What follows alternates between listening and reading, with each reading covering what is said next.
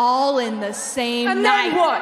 And then what, Bailey? And then what? Because you're going on about this, but you're not doing nothing. And you got these two behind you, and they haven't been doing anything. They haven't been doing anything. You took Dakota Kai. She was a two-time tag team champion. You took Dakota. You took Io, who is one of the greatest women's champions in NXT. And what is she doing? She ain't doing nothing. You're not doing nothing but being a lackey. You're not doing anything but being a lackey. And all you are doing is the same old tired stuff since SummerSlam. You haven't done anything.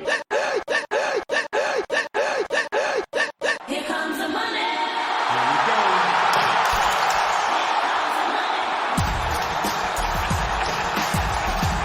No way! Yes! Shane O'Mac is back!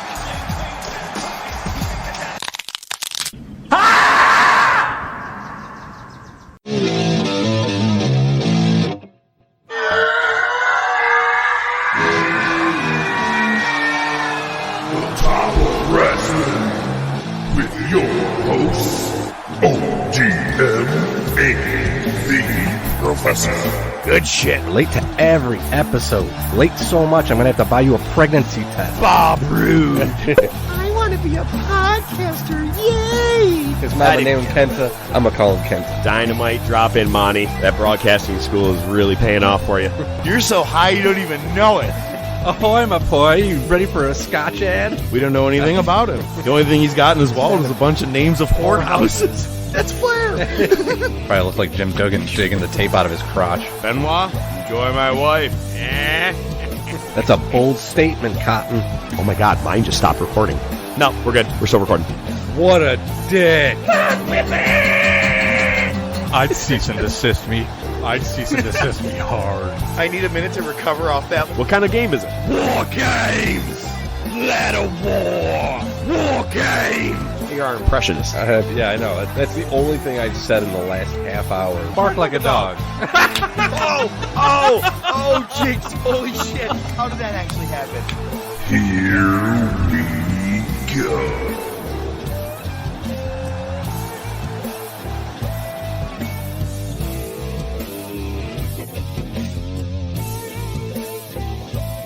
Good Wrestling Day! It's Wednesday, and I am still exhausted from this past weekend. It was a very, very long weekend wrestling-wise, as it was WrestleMania weekend, but we also had a bunch of other promotions, and we talked about a lot about that last week, and we're going to talk about it again, not all of it this week, but it kind of shed some light on some of that. But as normal, we will be having not just WrestleMania results and our own personal take and reactions, but we have this day in history. Bring it to the table. We got some news. We got Monday Night Wars 25 years later, and this week we got a movie of the week. And I mean, really, there's not much other big news than WrestleMania than, well, being bought by a company named Endeavor. I wish the WWE well on their future endeavors. Has anybody used that one yet? I don't know. Hey, everybody. ODM. Man, 20 hours of wrestling this weekend just for the podcast alone. WWE's been sold. My wife has COVID. Mass hysteria. Let's get the fuck still getting that? Yeah, apparently, yeah. Apparently. Oh, man. And so, yeah, you texted me this morning, and I'm not always going to go, but when we record, so you texted me and said, did you happen to see they were officially bought? Now, at the end of WrestleMania Night 2, there was a press conference. Their media scrum, right? They did them both nights. First person to talk was Bianca. We'll get there. Second person was Paul Heyman and Roman Reigns. We're going to get there, and I liked that. But Nick Hauserman, whatever his name is, he asked a question about, with the rumors of WWE being sold, what are your thoughts? And he's asking that to Paul Heyman and Roman. And Paul goes, "You just love asking those questions, don't you?" Do you know that he's the one that started the whole conversation at the media scrum? He goes, "At these things, you like to start things." He's the one that Punk was going through the whole Colt Cabana argument thing with, that he was going back and forth, the whole journalist thing. Roman even made a mockery of it at one point. I thought it was just outstanding. It was great that they shed light on it.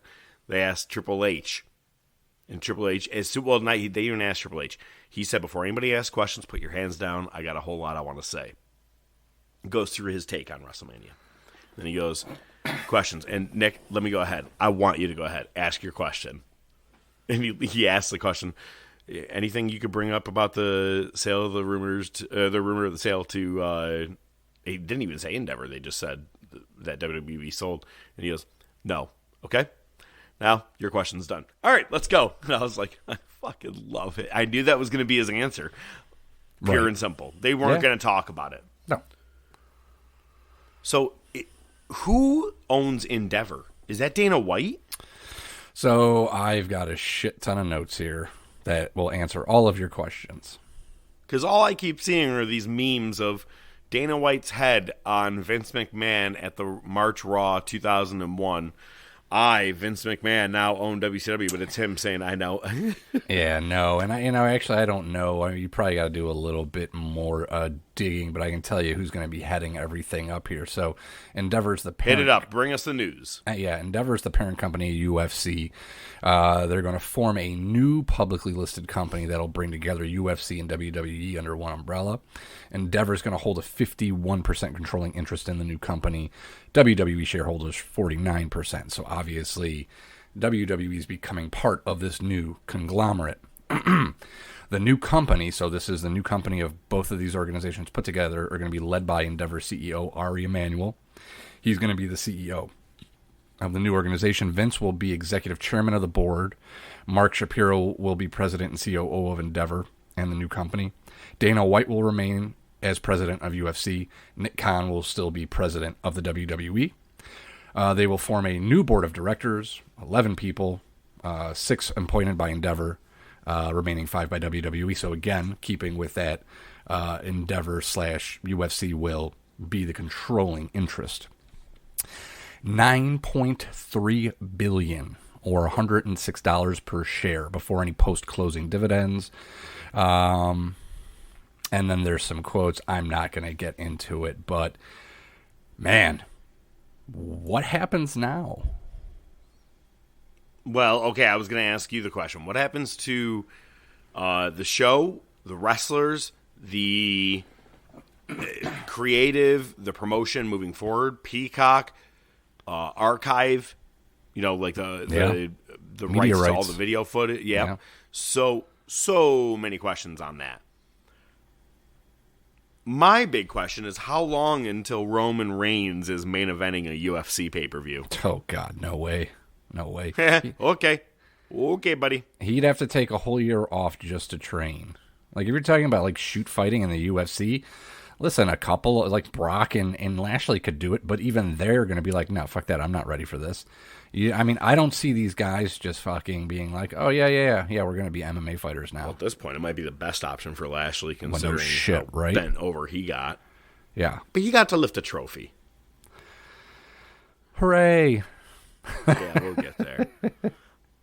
I look at, there's so much speculation, and I don't even want to try to give too much, ideas and scenarios, because what I have found as of recent is once we record these things, edit, lay it out, and put it out on all of our platforms, at that point they have, like the other day, we laid out all these ideas about what the card could be. Maybe they won't do it at all. And yeah, then they did the card the day after our show dropped, which you said was going to happen, but I'm like, we spent like 20 minutes talking about that. So let's not even bother getting into the speculation of what our future endeavors, puns, will bring to us. But I say it can't be any worse. I mean, all you're doing is having, let me ask you this, is Endeavor a public company? It will. I believe it is. I honestly don't know. I would think it is, though. So it's not going to really do any harm. You have more money, more collateral. That's I don't think it's, I mean, especially if Vince is still in charge, it's not like they're taking over creative. I mean, it's not like they're going to. Well, it's been reported that Vince is going to be overseeing creative again. It's funny because do you feel like night 1 was like Triple H's night and night 2 was Vince's night? Yeah, basically. So the way that he put it is he's not going to be in the weeds. Triple H will still be, like, what do they call it? Creative operating officer. But Vince will be involved with creative on a higher level.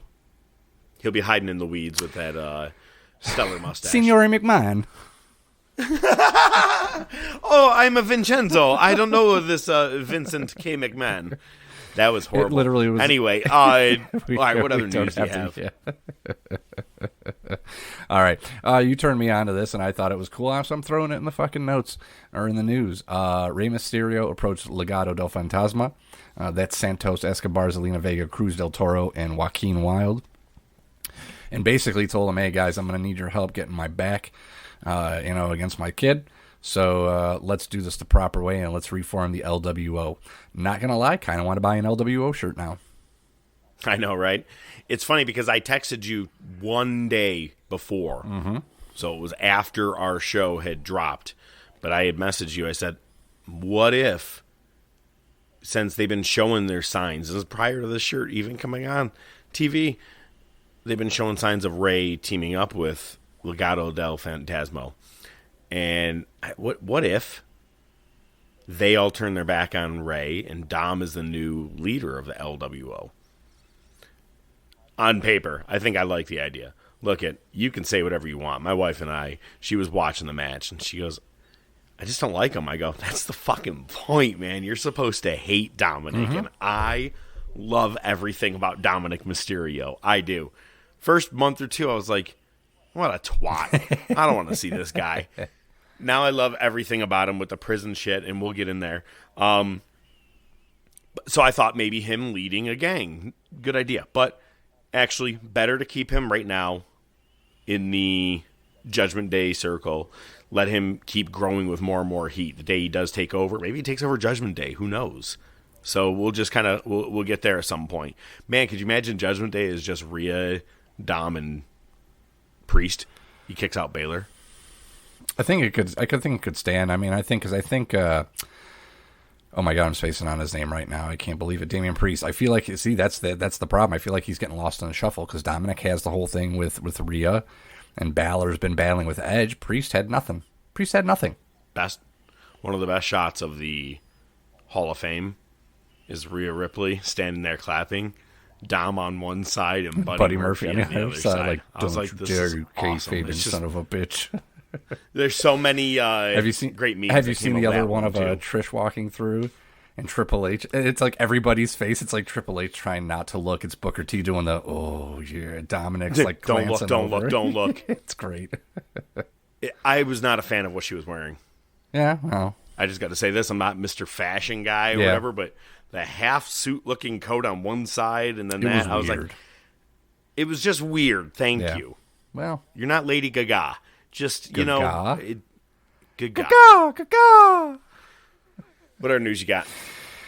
Well, Tony Khan has another huge announcement planned for AEW Dynamite. Again. So be prepared to be disappointed. Any guesses on what it is? Okay. Okay. One is a joke. Two are real options. Okay. The joke is he's just going to come out and be like, and that's what you get when you leave my company. You fail at the main event of WrestleMania. Wouldn't be. I thought that would be kind of fun, but he won't. It would either be an announcement of a match at Forbidden Door, which I did see Shingo Takagi put out a feeler saying, like a couple of different names, being like, I'll take on anybody at Forbidden Door. So I think it could be a match for that, or I think he announces Four Pillars at Double or Nothing, because that is in May, and we're going to be, at this point, just about a touch more or less a month and a half away from that pay-per-view. Maybe start to give a build, because then you have plenty of weeks to do a lot of one-on-ones, tag teams like you and I talked about before. That's it. Unless it's a fourth fucking show. That's what the speculation online is right now. Yep. I quit. I'm done. You can't get one right. Okay, so am I the only one that's like, this guy keeps picking up contracts on wrestlers all over and just picking everybody up and adding things? Fine. Look, I think Ring of Honor, you got a nice little feel. You're doing okay. It looks like the old school Ring of Honor TV. Okay, fine. Good. However, you could put so much more care into Rampage by A, making it live, and B, tacking on an hour. Done. Now you have room for your roster that you have oversaturated. You have room for storylines, and you don't really even have to do a draft.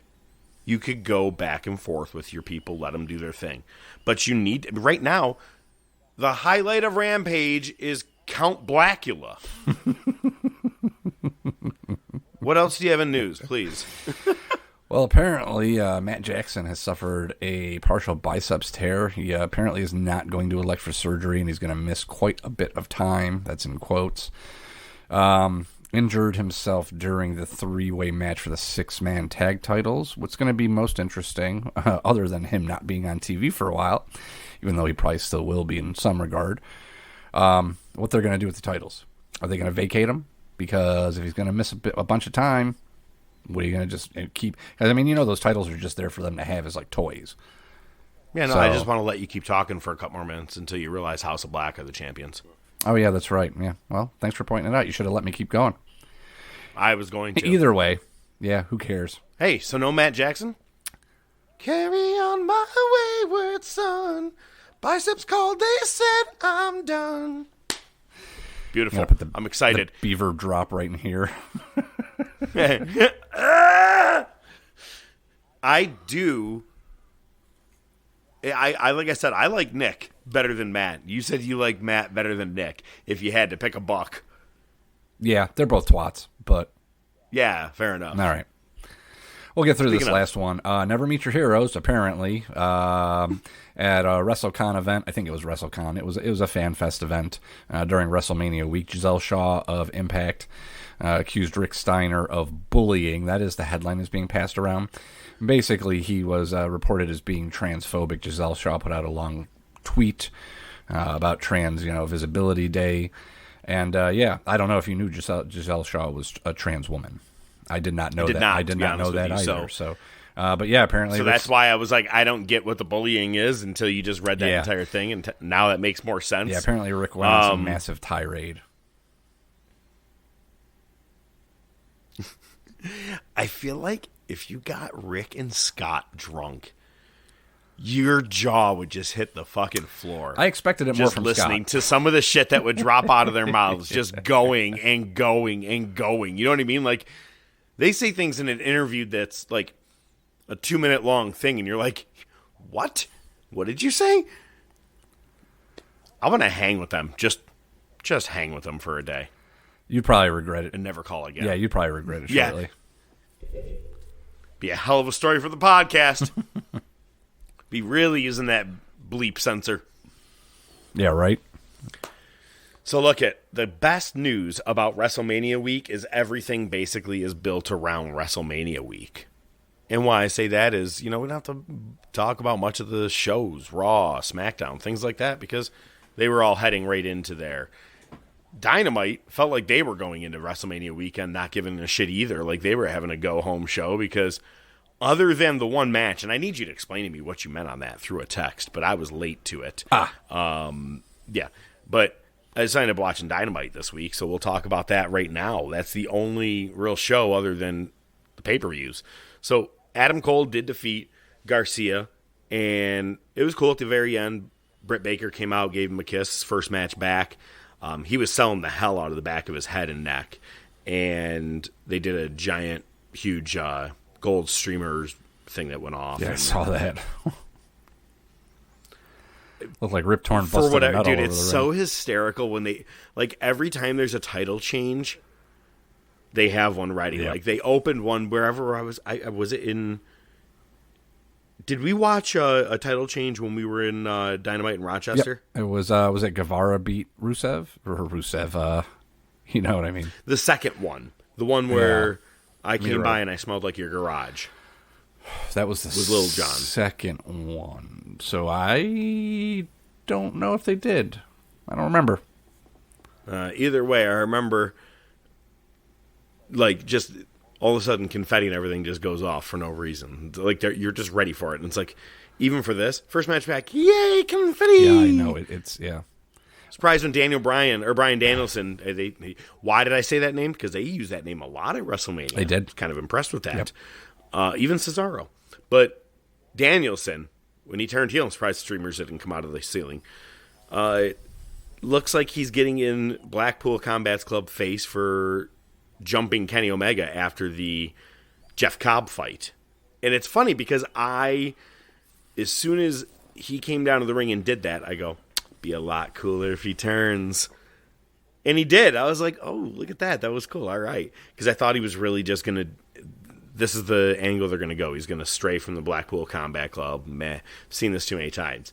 A quick heel turn no one was expecting in that crowd, it felt like. People were like, oh, shit. But yeah, Kenny did defend and retain the IWGP United States Championship against Jeff Cobb. You said you had a Rocky 3 vibe to it.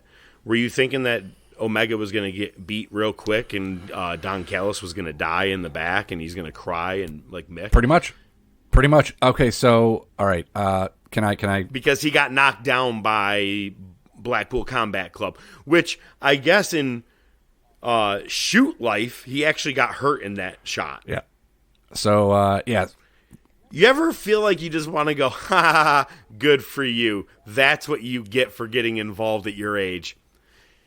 Funny thing, that could be a theme today. Let's go. All right. So first things first, I hate how they just bring Jeff Cobb in once a year to have him get beat. That's ridiculous. That's really ridiculous. Yeah. So the whole Rocky 3 thing, I just thought it was hilarious because there was just that story, that Instagram story from Punk where he references it. And next thing you know, on Dynamite, they're doing it because they legitimately did that. Callis got jumped. They confront him. He's like, I don't know, I got to focus. So I thought they were going to have him go out and get squashed pretty quick. But obviously they didn't because, you know, they'll make fun of it, but they won't actually go through with the whole thing because why would Kenny lose the title? Yeah. Same thing with Danielson. I'm not going to lie. When he came out, I was like, man, he better fucking turn. And he did. I'm going to say I popped for that one. I was happy. I'm actually interested. I'm a lot more interested in Blackpool Combat Club now. I'm sure they'll botch the story somehow, but I thought they were going to get stale and just keep doing the same shit they were doing for the last year anyway, so I'm glad that they did exactly this and they did do the turn. I'm not going to lie. All I can get in my head right now is a vision of Omega with, like, two really black and blue, bruised up, swollen eyes laying next to Cal. Done. Done. Done. And then, in 2 movies later, he's going to go, get up, you son of a bitch, because Callis loves you. yeah, man. Long-term storytelling. Yeah, apparently. So apparently Callis fell into an equipment case and banged his head. The story going around was that you could see his skull. That's how bad the gash was. Really? Yeah, that's a story. I take it for what it is. What gash was he showing? Gashes. So, all right, man, let's get into this past weekend's results. I'm not even bothering into all of the results That's of fine. I put them in there. everything we went through last week. But here are a couple of big things I do want to talk on, especially ones that I did get a chance to breeze through. Josh Barnett's Bloodsport 9. Kota Ibushi had his first win, defeating Mike Bailey. Harry Smith is keeping his win streak alive. Jon Moxley won and didn't fucking bleed. Shock. Yeah, seriously. Swear to God, I did not expect that. Timothy Thatcher defeated Josh Barnett. It was a really good match. Johnny Bloodsport actually made Royce Isaacs tap. Impressive. In the multiverse of matches, Kushida defeated Lio Rush, thankfully. Hiroshi Tanahashi defeated Mike Bailey, not a fan of. Mike Bailey's hot right now, and I think, yes, I get it. You want to lose to the Ace, the Legend, but he shouldn't have been brought in. But this isn't the first time that he was involved in things this past weekend. Jeff Cobb defeated Moose, and Trey Miguel defended and retained the X Division Championship, as well as so did Kenta with the Strong Openweight Championship, and Ace Austin and Chris Bay retained the Tag Team Championships. Now, on to Ring of Honor Supercard of Honor. One match you don't have on here, but they did throw in there, was Daniel Garcia against Hiroshi Tanahashi. Oh, yeah, I saw. Why? Yeah, exactly. Why? Because I don't know. That's why I didn't put the results in there. Tanahashi won. Yep, that's why I didn't put it in there. El Hijo de Vikingo defeated Commander. Cool match. They did a lot of, big flips, like we said it was going to be. Everything a AAA match really is, and it was good. Not a bad match to watch. The women's title, Athena defended and retained. Samoa Joe retained against Mark Briscoe, which was kind of a shock to me, but I'm kind of okay with as well. It's hard to beat the beast. Best press conference comment from Mark Briscoe. First, he said he will not tag with another wrestler again. He'll do 6-man. He'll do 150 if he need to, but one-on-one, he will not do a tag team with anybody else. Fair. Yep. The best thing that he said was, they were like, something about what would Jay think about your match or whatever it was, and he goes, I'm down here fighting Samoa Joe. He's up there wrestling Eddie Guerrero. I think he's got the better end right now. I'm like, oh, shit, that's cool. Yeah, I like that. That was a good quote. Yeah. I did not expect Shibata to retain against Yuta. I thought they were just going to go to a draw. Oh, no. I did not expect Shibata to beat Yuta. I'm glad he did. I'm glad they did. One of the things I was thinking after the Danielson thing, not to go back to it, but was they're going to kick Yuta out. Why not have it be like the outside? Like, you want to talk about the outcasts? This is the fucking outsiders you should be excited about. Think about it. Okay. You know what I mean? I'm okay with that. In the world title, Claudio retained against Eddie Kingston. I expected. What I really wanted to leave to the end was we do have new tag team champions in the Lucha Brothers. But that's not what everybody's talking about out of this tag team title match.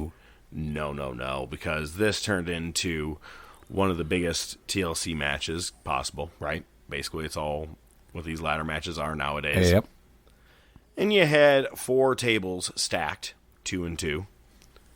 And Penta, off of a horizontal ladder, did his package pile driver kind of thing. Was that what it was, or was it? More like it was a Canadian destroyer. Right, that's what I thought. Yep. And as he does it off of that, on top of the tables, Dante Martin goes down and snaps his ankle the same way that it looked like when Sid did his. Yep. Holy shit! His foot was pointing the wrong. Yeah, his foot was pointing the wrong way. Both of them were pointing the same exact way. We were supposed to be going that away. It was pretty bad. It was pretty bad. Yeah. The best part, it's not going to be the only person who has a really bad leg injury this weekend. The GCW Joey Janela's spring break, the thing we knew it was going to happen, Kota Ibushi defeated Joey Janela, and Vikingo defeated Mike Bailey. Friday night, Lashley won the Andre the Giant Memorial Battle Royal. Now, I'm sorry, I didn't see this part, but you have it written here. Open challenge for Mania. Did he throw that down? Yep. I don't know if he did it in the ring afterwards or if it was a tweet or something, but he did issue an open challenge for Mania. The amount...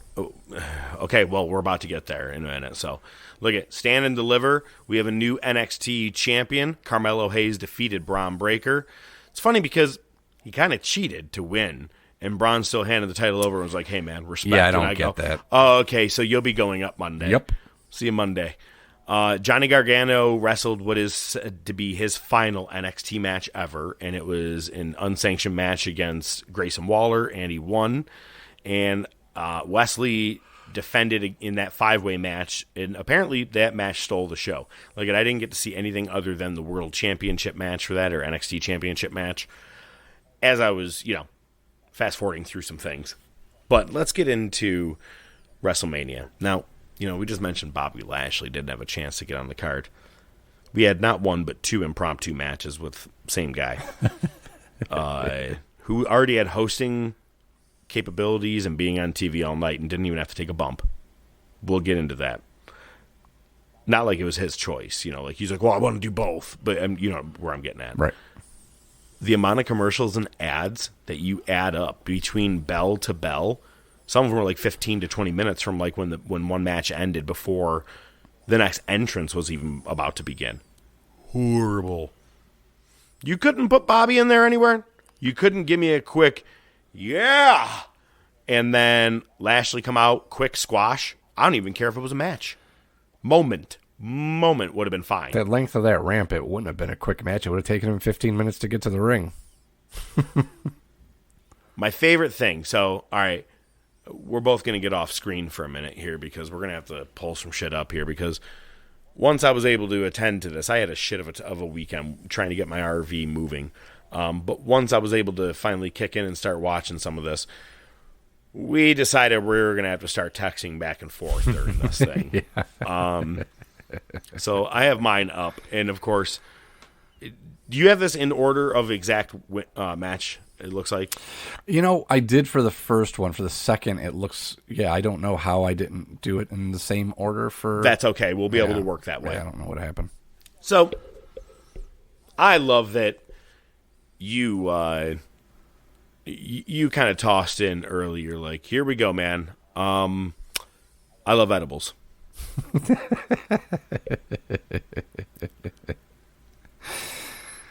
And okay, so we caught the end of the match, and my wife and I were laughing about Cena, how his legs were really, really skinny, real tiny, and I was like, yo, he's got little chicken skinny legs. And look at, man, I think, while you had your edibles and I was hanging with Billy Bong Thornton,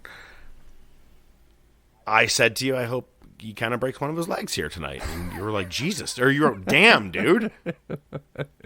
Okay, sorry. We did mention, his hair looks like he needs a little bit of Rogaine. Yeah. And the funniest part was, all right, so we did get the next match after Cena loses. We had the next match that came up, and that was the Fatal 4-Way men's showcase tag team match, which I will say was surprisingly better than I anticipated it to be.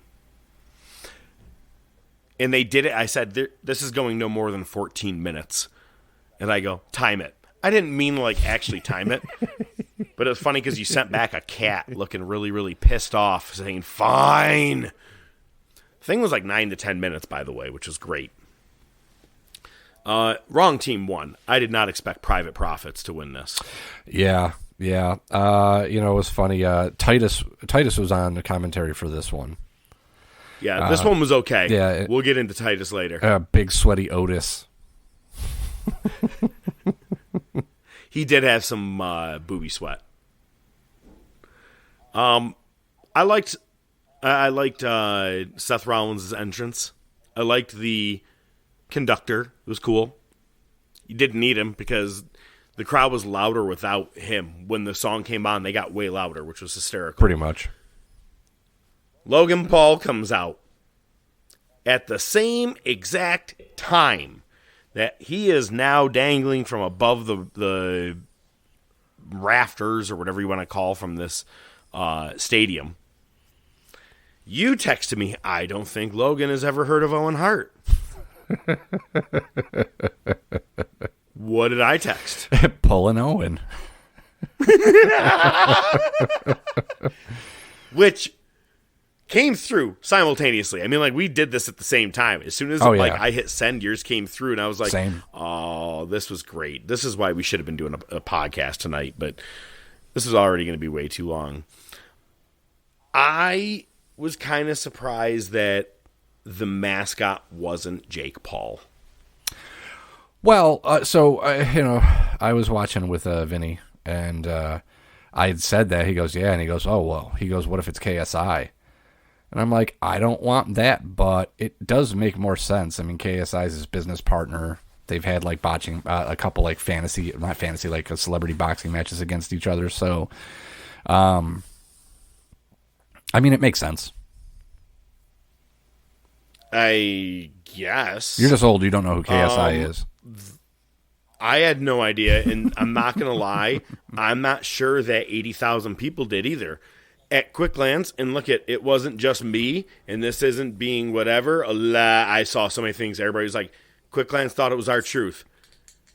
I thought it was R-Truth. Very solidly thought, and I think the crowd did for half a second too. R-Truth would have been better. I would have loved it if it was R-Truth. It was almost too telegraphed, him pulling him in for the splash with Logan. It was. Like he had his hand on the mascot uniform for way too long. Yeah, and Logan was delayed. Like, there was enough time. Like, if you were up there, you could have stopped yourself. But he went anyway. Yeah, the timing was off.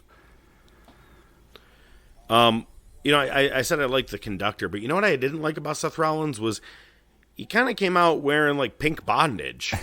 The pink Jeff Jarrett outfit. It was a Jeff Jarrett outfit, which is really weird. And it was at this point you started sending me the same meme over and over. 1 hour later, ... Yeah, because every entrance was basically that. It took forever. Yeah, you'll see it used a lot in certain videos, because there's a bunch of them too. It's from SpongeBob. I never really watched SpongeBob, but I know 1 hour later. It felt like it. The Trish Stratus, Lita, and Becky Lynch defeating Damage Control was what it was. I liked it. It was good. 5 out of 6 members of that match had a great match. One member, not so much. Lita just looked out of place in there. Yeah, I think I was cooking. Yeah, I was cooking Xavier a steak. Yeah. I made some bomb ass steaks and baked potatoes. That with the edible made it a really good night. Well, when this match ended, they started doing a promo video for Ray and Dom. And then before Ray comes out, first they have Dominic come out. And they start doing this video package of all of these jail scenes and him in jail. And apparently, from what I've seen, one of the quick photos was like an Auschwitz photo. Jesus. Yep. Good job, WWE, on your Googling when you go, prison photos. Either way, comes out in a paddy wagon, handcuffed, which is funny because it's like he's been in jail all this time. Right? But he hasn't. It's so weird that he even showed up this way. It was just a touch weird, but I also liked it. Took him a second to get the hood off. I love that he was wearing Ray's mask. Yeah. It was awesome. It almost looked like Rey Mysterio was the one that was arrested. Almost. At quick glance. And he wore the purple colors. The whole suit, it just gave me Eddie Guerrero, Rey Mysterio, Halloween Havoc 97 vibes with what Ray wore. Same kind of color. Ray came out. And, first... I texted you at this point when Dominic is coming out, and I go, yo, this is the funniest shit I have ever seen. And you wrote, it's Prison Mike, the Tormentors. The Tormentors. Do you mean like Harry Potter? No, not like Harry Potter. Thanks, Andy. Domestic disturbance was the case that they gave me. That was you. Yeah, that was fucking hilarious. And then you also were Orange is the New Black, scared straight wannabe. Cole said that. Yeah, well, oh, did he? I missed that. Yep. Oh, he must be binging that shit. Probably. Topical. It was a good match. I liked everything that they had going on with it. I thought Dominic was going to win, not going to lie. But I was okay that Ray won. Like, there was points in the night where when the crowd was going absolutely ape shit for the person, I was like, they better let this person win, I guess. And that was one of those ones when Ray finally got the upper hand on Dominic and he went up for a splash, the crowd was going nuts. And I was like, oh, shit. Okay, I was wrong. Let him win. Let him win. Let him win. And everybody liked it. It was a good moment. I liked how that match played out. Solid. And that was a solid jump in there with some input. I'm just trying to stay with the text here. I can't see. I'm all aflutter. Fair enough. I heard that about you.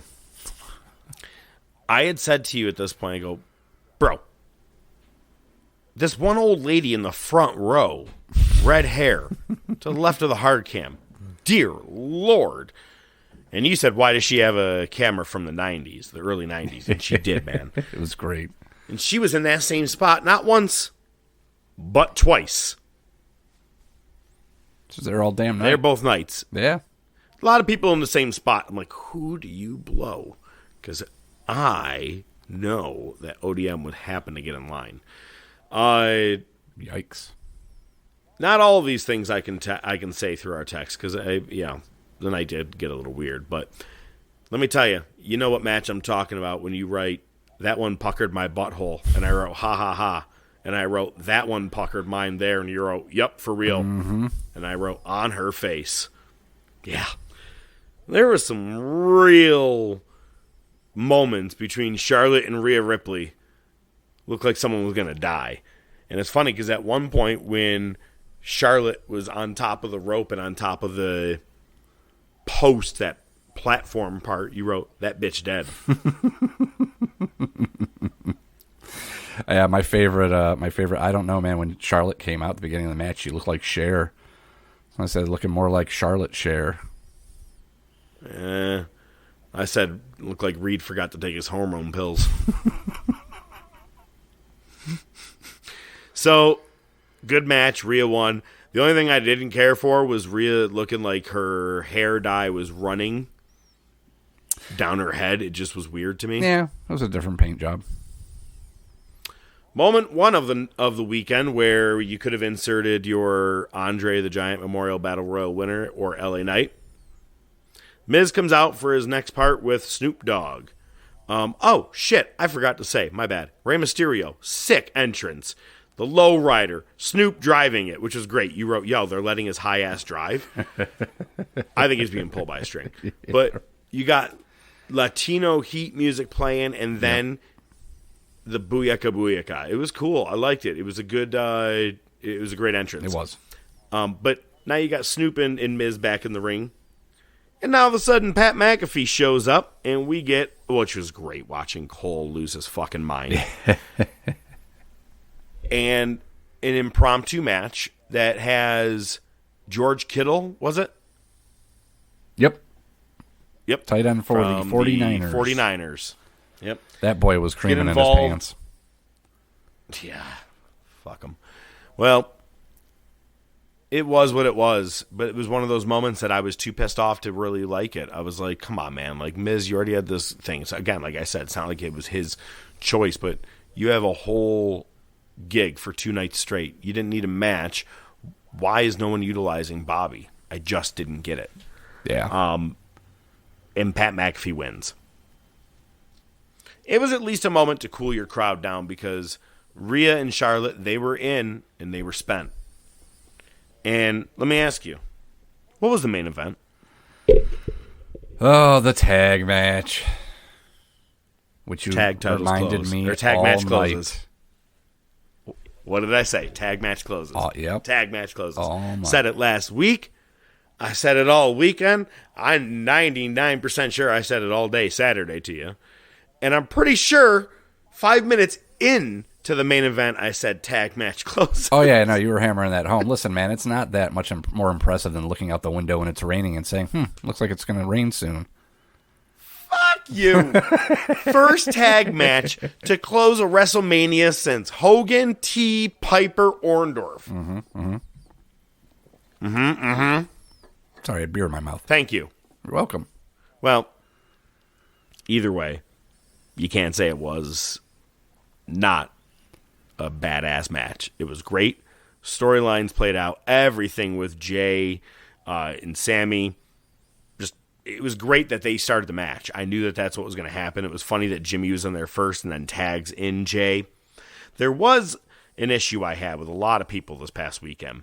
You may not know this, but those cameras that are near you, they have microphones. Oh, yeah. They're going to catch a lot of the things you're saying.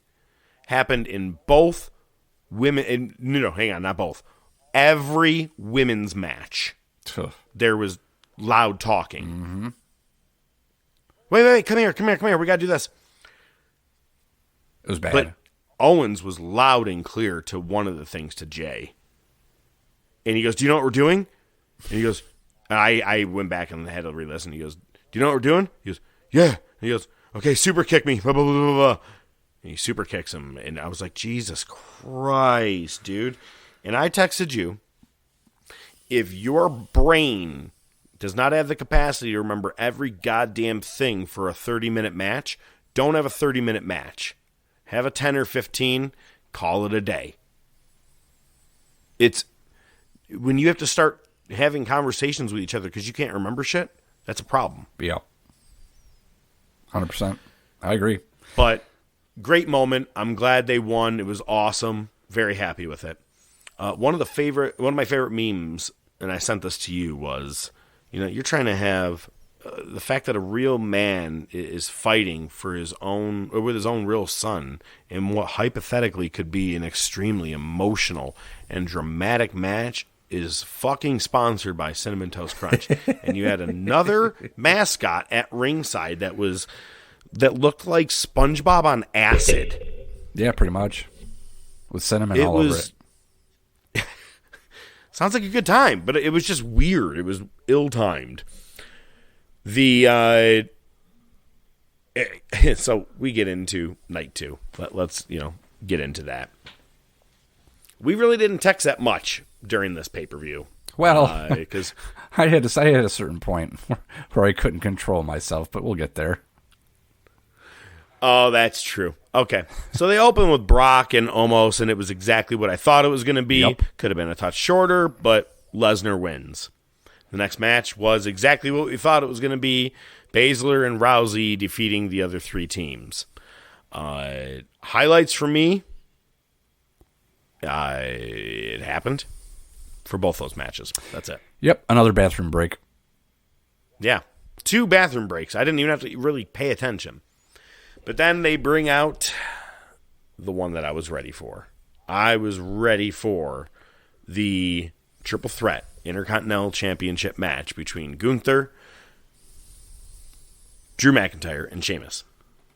And this was sponsored by Mike's Harder Lemonade. And back for his second night of commentary, or whatever, however that goes, Titus O'Neil. And I'm going to give you it. You said, he's drinking the hard lemonade. He was good. Oh, man, I call 911 for that. You can't get hit like that. Call 911. Somebody call cops. Somebody call cops. Just kept going. And he goes, at one point, he goes, am I doing all right? And they go, no, you're fine, Titus. They're probably like, keep drinking. Fuck it, man, I'm losing my voice. This is my 8th hour already this weekend. Yep. Just keep drinking. The match was exactly what I thought it was going to be. A banger. Yeah. It's funny because at one point so Gunther did a pin, or got pinned, or it was a part of a pin attempt with Sheamus, and it looked like he did struggle to get himself up, kind of like, well, he was fighting off a pin attempt. Yeah. When he should have been at least trying to get the pin attempt in, like he looked concussed. And you're right. It did look that way because I remember seeing that exact point, but I didn't want to go back and rewind and be behind. And at the moment he came back in the ring, I go, nah, he's fine. Yeah. When he came back in, looking the way he did, screaming, beating the fuck out of everybody, his eyes were there, straight ahead. I go, he ain't concussed. He may have been knocked out for a second, but he wasn't necessarily concussed. Yeah, it was a hard-hitting affair. Sheamus had Daniel Bryan chest. Oh my God! And Gunther had a little bit of blood going on in his. Yep. Great picture of Sheamus and Drew laying down on some steps in the back and just said pints are needed or something pints like at that. the pub or something like that, yeah. Yeah. The best sign all weekend at WrestleMania. I say all weekend for both nights. Someone did the logo for the show Martin, like that green arrow, like the kind of, but whatever the logo you want to call it. Same theme colors. And it said, "Damn, Gina." And I was like, oh, what a throwback. To which you actually send a picture of Martin falling off the couch. "Damn, Gina!" Random, but funny. Oh, it was amazing. I love that.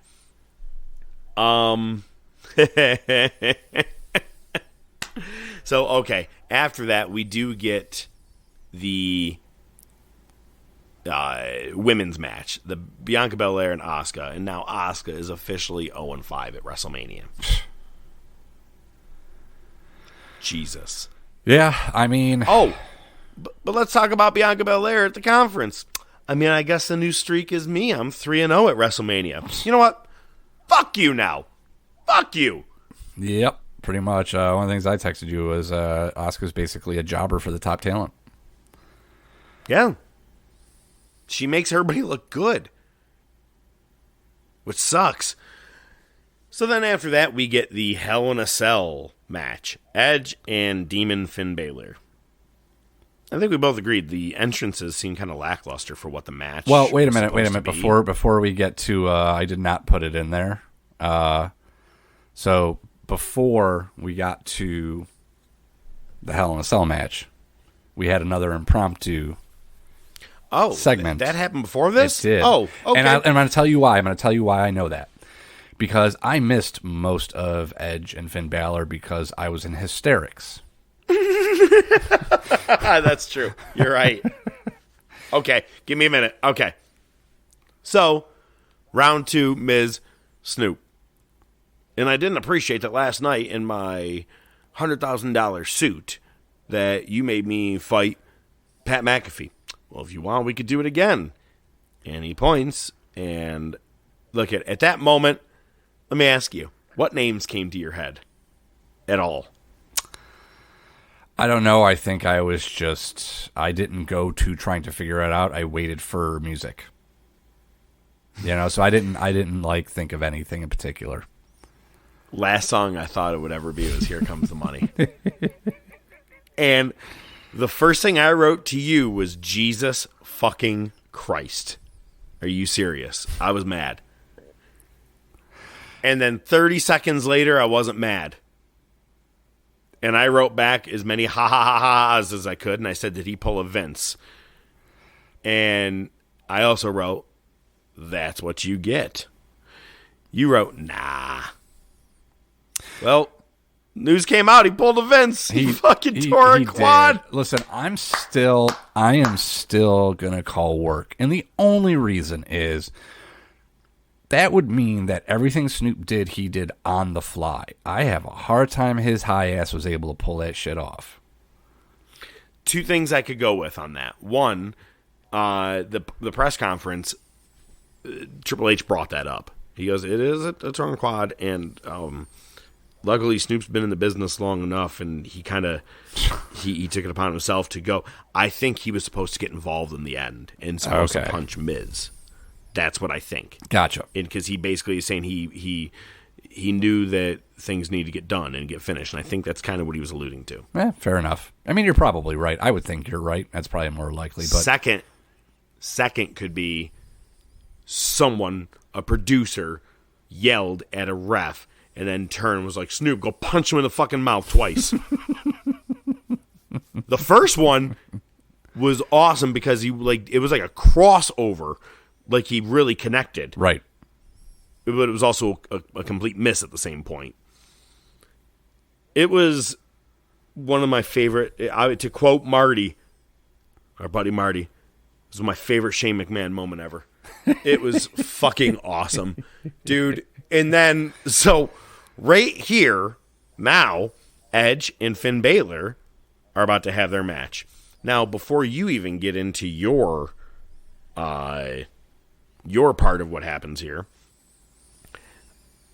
I said that this, this match better live up to its standards.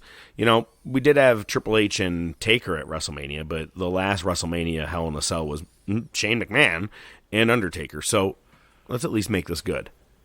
And it's funny because Edge is in all red type gear, and Baylor is in some red but a lot of purple gear. First, they start pulling out canes, Singapore canes, and they are red and purple. Yep. Color coordinated. And then I see chairs, and it's the same thing. And I texted you, and I said, or you wrote, when do the black lights come on? And I wrote, dear Lord, if there is a purple table. I actually was kind of kidding. Didn't think it was going to happen. But it's what we got. And it was just... all I could keep texting you was the father... Let's see, David Allen Greer's father in Boomerang. You coordinate. You got to coordinate. You got to coordinate. All I could keep thinking about throughout the whole thing. Now, in this match, I texted you. Your mind was nowhere near it, but I texted you. I hate when they do a stoppage during the middle of a match because someone's bleeding. What the fuck? Okay, never mind. Yeah. I was wrong. Yeah. The dude got staples put in at ringside and an injection, like a numbing injection, to finish the match. Did you see a picture? I saw a picture. Yeah. It looked like a red river through the middle of his fucking head. Pretty much. Yeah, it's pretty gross. It was really gross. And I was like, never mind. No. Y'all do you. I was wrong. Y'all know what you're doing. I see you. So, why don't you tell me what you were doing during the middle of Hell in a Cell? Well, the first thing I said was... trying to watch WrestleMania. My phone's like... Well, I'll get to that at the end. I had the kids out with me because, when they were watching, we were all watching together. They were big, we were all big Demon Finn Balor fans. So I was like, he's going to do the entrance for the first time in a long time. And they did Edge's entrance, and it was great because they started playing Slayer. And, Xavier's like, they playing Slayer? I'm like, yeah. And the entrance, the mask was the mask. I thought it was Metallica. Yeah, well, I'm such an old man. I'm like, it's those people listening to their Metallica. It was Slayer. Edge's mask was dope. It was like a skull mask, but it was all mirrors. It was it was fantastic. And then they just stopped it and went into on this day. You know what I mean? It ruined the whole thing. And Balor's entrance was very underwhelming. It was for who he is, his known for demon and all stuff. I gotta be honest, I liked it, but even his paint to me was like, yeah. I was like, I've seen you do that. Yeah, it wasn't anything fancy. Buster, you haven't said anything, so maybe you didn't get it in time for the show, but I did a little fact checking myself. Cole goes, back in 1997, Edge was part of a stable called the Brood. I'm like, the fuck he was. That was 98, you dumbass. Yep, and it's still yet to happen. So, yep, exactly. When they brought out the kendo sticks, I go, is that Riho's pipe? Yeah, they basically made this match a promo for that new Exorcist movie. But at this point, I'm like, I basically got you to the point where by the time we got to the main event, you're like, all right, no more texting. What I did was I went on Twitter, and I was just looking at memes about Shane McMahon. No, I didn't say no more texting. I said during the main event, no texting. Yeah, during the main event. Yeah, but during Hell in a Cell, you apparently had no rules. I couldn't help myself, dude. The first one I saw was somebody holding like a drumstick, like a chicken drumstick, and it's like Shane McMahon's ACL, and he just holds up the drumstick, and all the meat just falls off onto the plate, which was a good one. Which just kicked it off for me, and I was just. I couldn't stop laughing, and I didn't tell Vinny. He's like, Dad, what's so funny? I'm like, I couldn't even answer him. And then I saw another one. It's a guy. He goes down he hits the first step going down a flight of stairs, and his ankle just rolls. He's like, oh, ninja, and he just rolls down the stairs. So that one got me wrong. And then the last one was the one that just ruined me. I couldn't breathe. I had to sit up. I was in tears streaming down my face. for those of you who are familiar with some pop culture, because I've seen this before in other videos, there's a video, it's like 5 seconds long, of either a beaver or a marmot just screaming. And the quote was Shane McMahon's ACL 8 seconds into the match. And it was the screaming. It's what you heard at the beginning of our episode, by the way. I could not stop laughing. That one got me. That's the one that had me. The meat falling off the bone one was really good. That shit was really funny because it didn't even have sound. It was just that. But that one was the, but again, my phone just kept going and going and going, and I was like, "This dude." I'm like, it's like he's upset with me, and he's just telling me how mad he is at me right now, like a girlfriend. Jesus. I did tell you I'm done. I can't stop crying. Yeah, well, some of them were worth it, like that last one with the scream. The funniest thing, and I'm going to fast forward, to the end of WrestleMania. Cody's laying in the ring, and someone not only brought in to night 2 of WrestleMania, but also threw into the ring and landed right next to Cody a rubber chicken. And we're talking about the ones that when you squeeze, they go, yeah.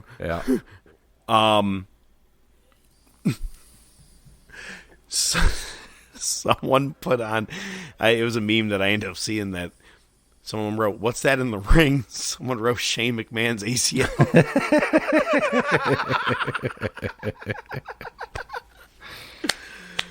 So it ends up being his quad, but I called it. I got 2 things in our I called it bank. It's raining outside. You going to tell me it's raining? Wait. The raining outside would have been me saying Cody's going to win WrestleMania because everybody, include yourself, was on that bandwagon going, I like neck tattoos. Yay! I just thought they were going to pull the trigger. They always say make them go home happy, but apparently not for fucking WrestleMania.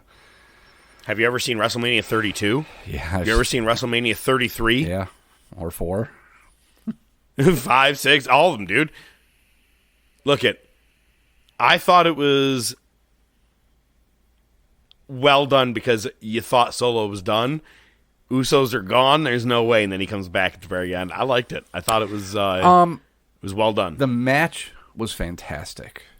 Match was fantastic. The hope spots, the ups, the downs. They started slow. They finished fast. Pacing was great. I think everything was good. And I'm even down with the story.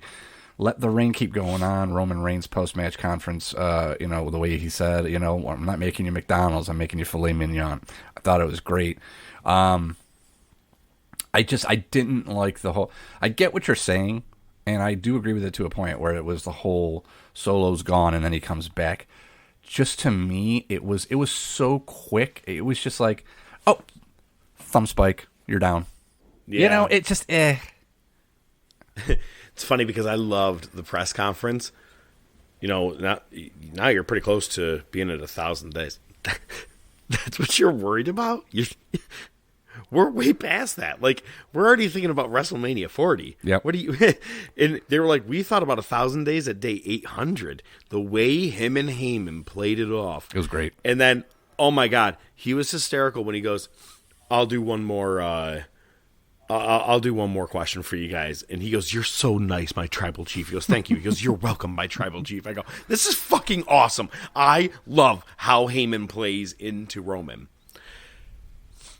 Best thing that I could say, hey, maybe don't go on an AEW pay-per-view and take Triple H's throne and try and hit it with a sledgehammer. I don't think you're going to win a world championship that way.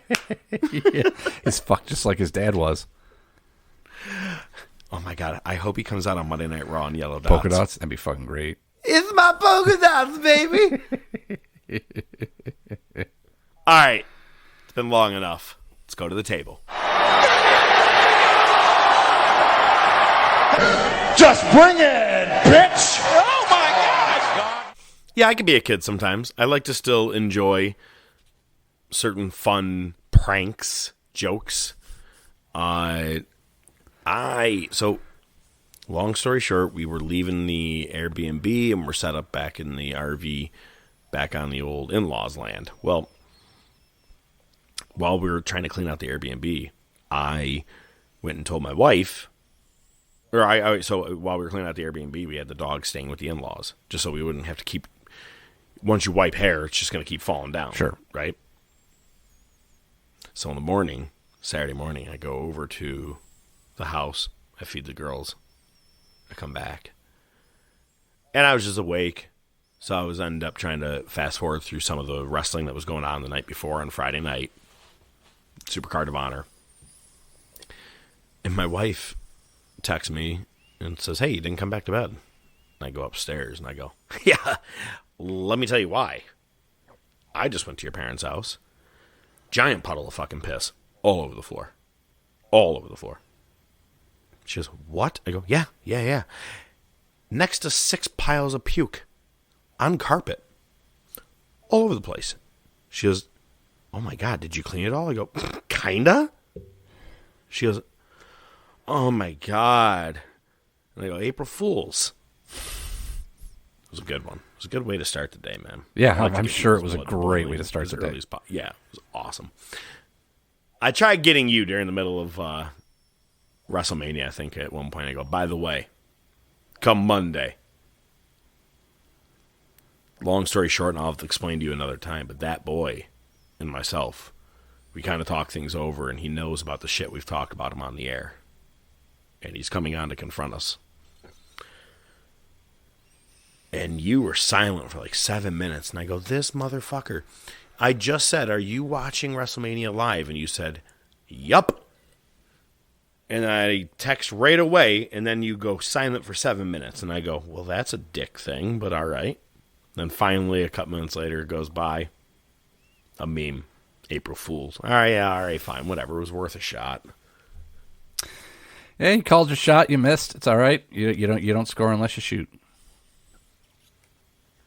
Thanks, Michael Scott, quoting Wayne Gretzky. Yeah. There you go. All right, what's your table holding? Table holding. Well, you don't. Luckily, the camera doesn't go that low. So kayfabe, pal, we're gonna do time travel because I watched Monday Night Raw, or I'm planning to watch Monday Night Raw. Listen, I can't stand watching that goddamn 3-hour show, but I mean, it seems lately you get bigger things happening on the Raw after Mania than you do at Mania. One of the things I texted you was... You say that, but as of late, I feel like the last 2 have been duds. One was during pandemic shit. Well... One after that. I mean, really your biggest returns were like a Bobby Lashley. Nothing really big has been happening on... Not recently, perhaps, but... You know, it is the Triple H era. Well, sort of, I guess. I don't even know anymore. But, you know, again, there's been talk about Jay White. I'm just wondering if Jay White's going to show up. I guess that's what I'm interested in. You know, they'll get me to listen. They'll get me to watch. Whether or not I'll be happy or pissed, we'll find out. Didn't Retribution form a night after Mania? I have no idea. With T-Boz, Left Eye. T-Boz and Left Eye. Yeah, they were just fucking shadows on a videotape, them just burning stuff down. We are here to take your city over. But really, I don't know. I was trying to do the... Yeah, no, that's fine. Get that off the table. Can I try it again? Can No. I do it again? No? No. All right. Hey, man, any historical facts you want to bring to the table? On this day in history kind of stuff? Well, I can tell you what probably happened is Macho Man probably got another fucking check from Slim Jims. Ooh, yeah. Snap into it! Let's snap into the wars! Marty, you've got to come back with me. Where? Back to the future. Wait a minute, Doc. What are you talking about? What happens to us in the future? What, do we become assholes or something? Give me a hell yeah.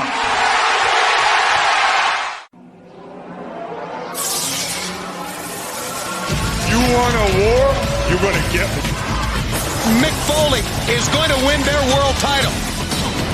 Has been paid for by the New World Order. Come on, Vince. Step into the ring.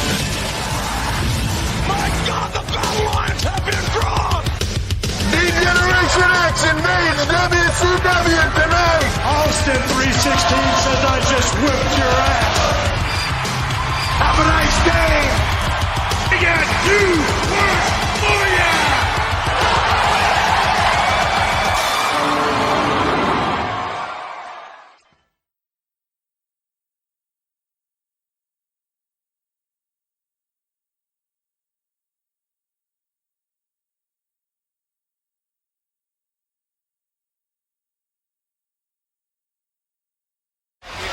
Ladies and gentlemen, Nitro is on, and we're in Miami, and you're looking live outside.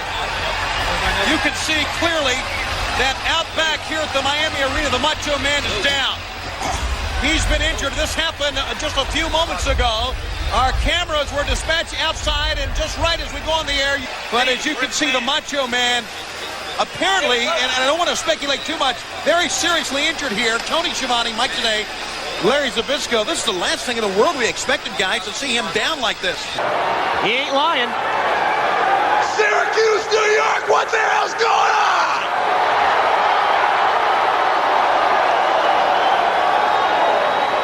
I'm going to make this short and sweet. If you came to see the grumpy old men stinking the joint up, you came to the wrong place. Because what we got right here is young and hungry, baby. This is D-Generation X, and we're getting jiggy with it. Last week, it was, and we're here to rip ass on the World Wrestling Federation. This week, it's, we're getting jiggy with it. Nah.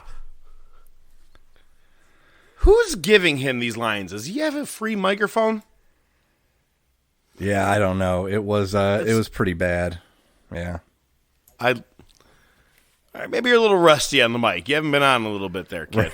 But all right, I'm talking about X-Pac, 6-Pac, and here we go. It's the Wars. It's April 6th, 1998. No pay-per-view. No pay-per-view. 2 weeks in a row. Thank God for small miracles. All right. April 6th, 1998. Raw. I just said that. Emanating. I always repeat it. Have you not caught on yet? It's a thing I do. Thanks for kayfabing it, you son of a bitch. We're in Syracuse, New York. There's a large contingency of Marines in the crowd. We get a recap of Austin and McMahon from last week. McMahon opens up the show coming to the ring. Austin chants. Saw a sign that said, Vince is a mag. Yeesh. Oh. Yeah. I was like, okay. Yeah. Got it. Thank you. Vince says he second-guessed his decision to have Austin arrested. He had him released later that night. And Austin learned the hard way. He'll no longer be a beer-swilling, hand-gesturing champ. This may be the proudest moment in my career. We're going to see a new and improved Austin. All right. First match of the night, Dan Severn with Jim Cornette versus Flash Funk. Cornette and Severn are holding 4 different belts. One of them is the NWA World title. I'm guessing some of them were MMA titles. We see a Severn hype package. Severn wins with an armbar. Doesn't let go after the bell. That's that. Armbar. Next, we see DX shown in the back. They're heading to the ring. They actually refer to X-Pac as X-Pac for the first time. Road Dogg does his ladies and gentlemen intro in the ring for the first time with DX. At one point, I don't know, I couldn't tell if it was Kevin Kelly or Michael Cole. I think it was Michael Cole. He ain't lying. It was great. X-Pac did, aside from the getting jiggy with it line, he did have a good one. He said, if you came to see the grumpy old men stinking up the joint, you're in the wrong place. Triple H naturally does a cock reference. 2 words for you. And there you go. After that, we see DX backstage messing around with a stagehand. They beat him down. They put like one of the oil bins over his head. They knock over the fence and can't get it to stand back up afterwards. That was probably the funniest part of the whole thing. Next, you get Steve Blackman versus Brian Christopher. Tennessee Lee joins commentary. He's teasing a surprise. Blackman sees Lee, runs him down from the apron. The big teased surprise is Jeff Jarrett, the greatest showman, the greatest musician, the greatest wrestler in the world, is going to have a concert. And Sawyer Brown's going to be backing him up. Who? I don't know. I was more thinking that he was going to be like, and he's going to be doing a live horse performance. He's Kinky Kelly. Well, we're not in Tijuana. Clerks 2. Good pull. Yeah, that was basically it. After he said that, Tennessee Lee just bounces. Blackman wins. He says, Tennessee Lee said, bring the lights down and introduce Jeff Jarrett. Blackman is focused on Lee. Lights come back up. Jarrett's in the ring behind Blackman with the guitar. Says, "Ain't I great" on the back of it. Smashes it over Blackman's head. Now that's a smash hit. I get the pun. I see. I got it. It's pun for the whole family. DX in the back again. They see DOA's motorcycle. Triple H dares all of them to take a piss on their bikes, and they do. Cole goes, "Well, they got my attention." I always figured there was something up with you. And then he likes wet work. And then of course they make the joke of better to be whizzed on than instead of better to be pissed off and pissed on. Okay, great. Thanks for spelling it out. Yep, exactly. Oh, it's just like the WWF to do so. Cactus Jack comes to the ring. He's in a neck break. This was a long-winded promo, but it was basically Cactus turning heel and saying, Funk's not here. He must be in pretty bad shape if he isn't here. I gave you every bit of energy I had. I laid there, and as I laid there, you chanted Austin's name. I'm willing to give you to accept a group apology from you guys. Fucking dead silent. And he goes, "It's not worth it anymore. It's going to be a long time before you see Cactus Jack in the ring again." And he basically just walks away with his tail tucked between his legs. It was awesome. Yeah, I mean, because I like where this goes. It took me a minute. As soon as it started, I had to start thinking about it, and I remember. I like this show. This show was pretty storyline-ish heavy for the fact of coming out of last week's episode, coming out of WrestleMania. Like this week, if they did a whatever happens on the WrestleMania or the Raw after WrestleMania, it's big, it's huge, whatever happens. The week later usually doesn't follow up necessarily storyline-wise. It's just some big returns and yay. Biggest thing that's going to happen is Braun Breaker showing up on Raw, I promise you. But for this one right here, they're keeping it going, especially for this right here. So I like it. Yep. I mean, especially since we know where it's going, so that always helps. Yeah. All right. We get a recap of Farouk getting jumped out by the Nation, and they show video that was shot by the Nation earlier in the day. It's basically just Farouk getting jumped backstage or in the parking lot.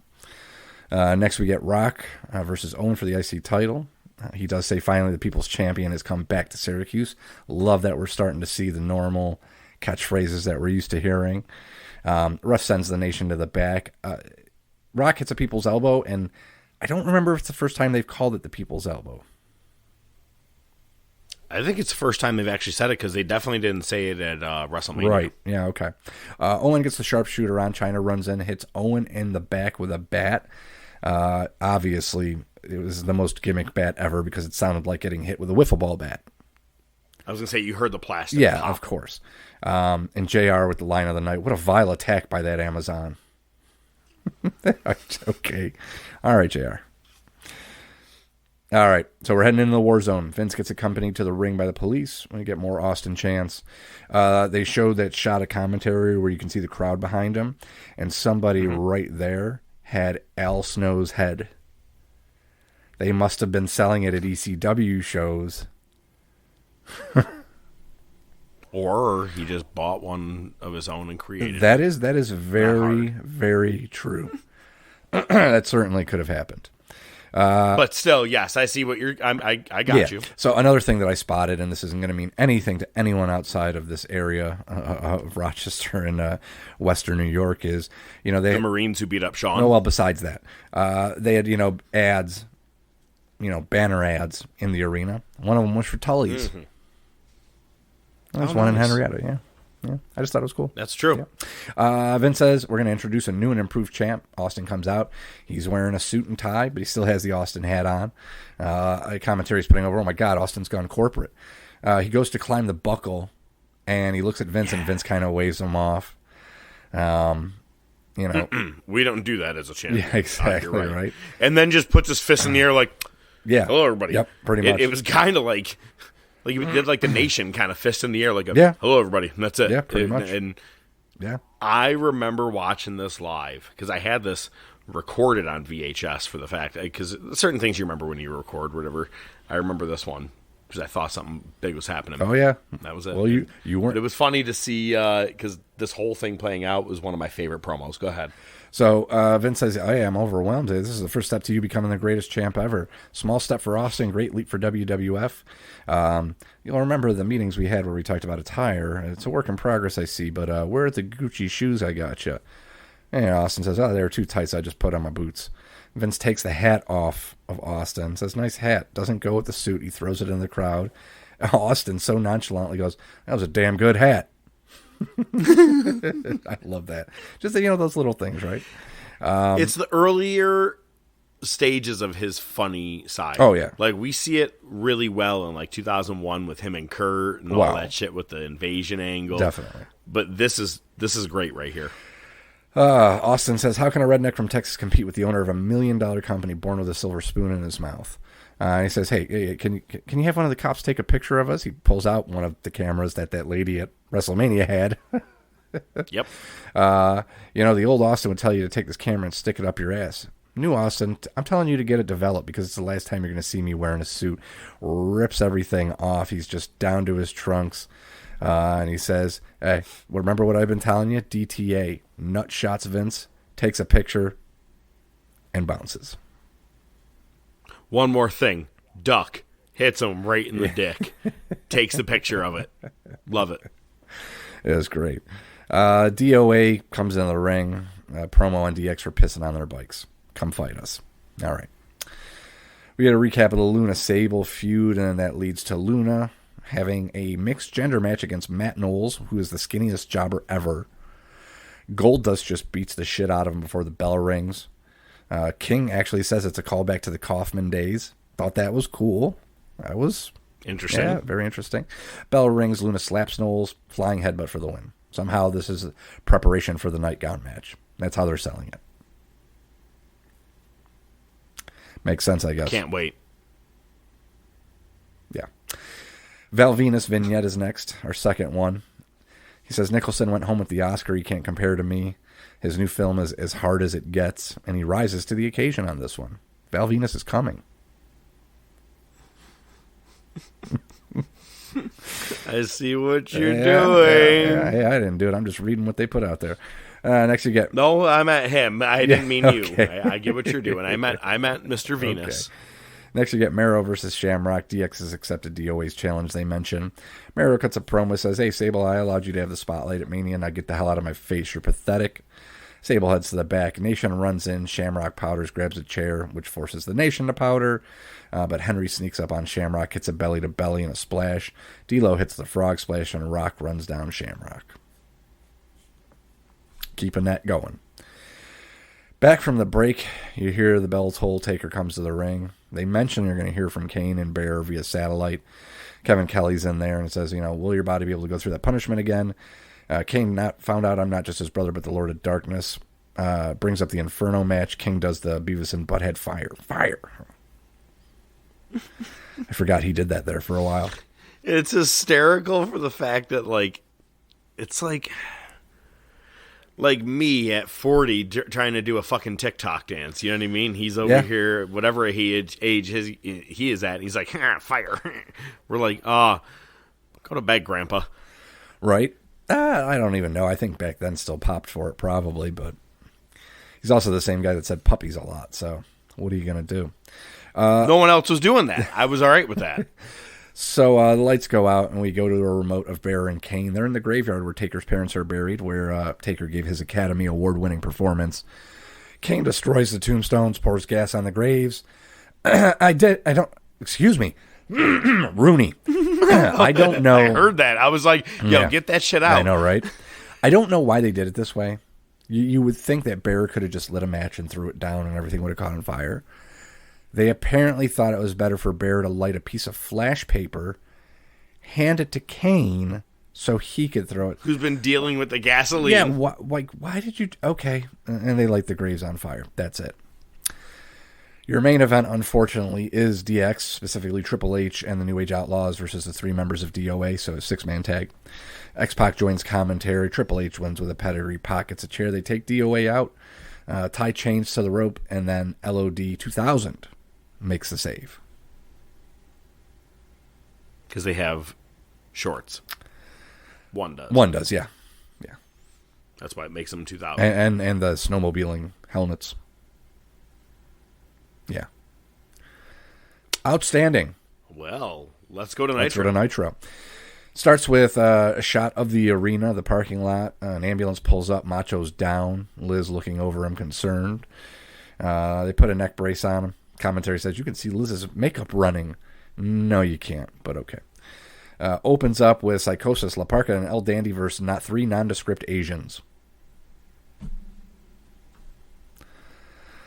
Okay. They don't do the intro package with the actual video package or the fireworks until 10 minutes into the show.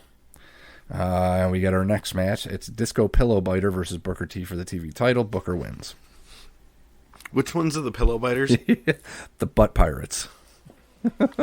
Okay.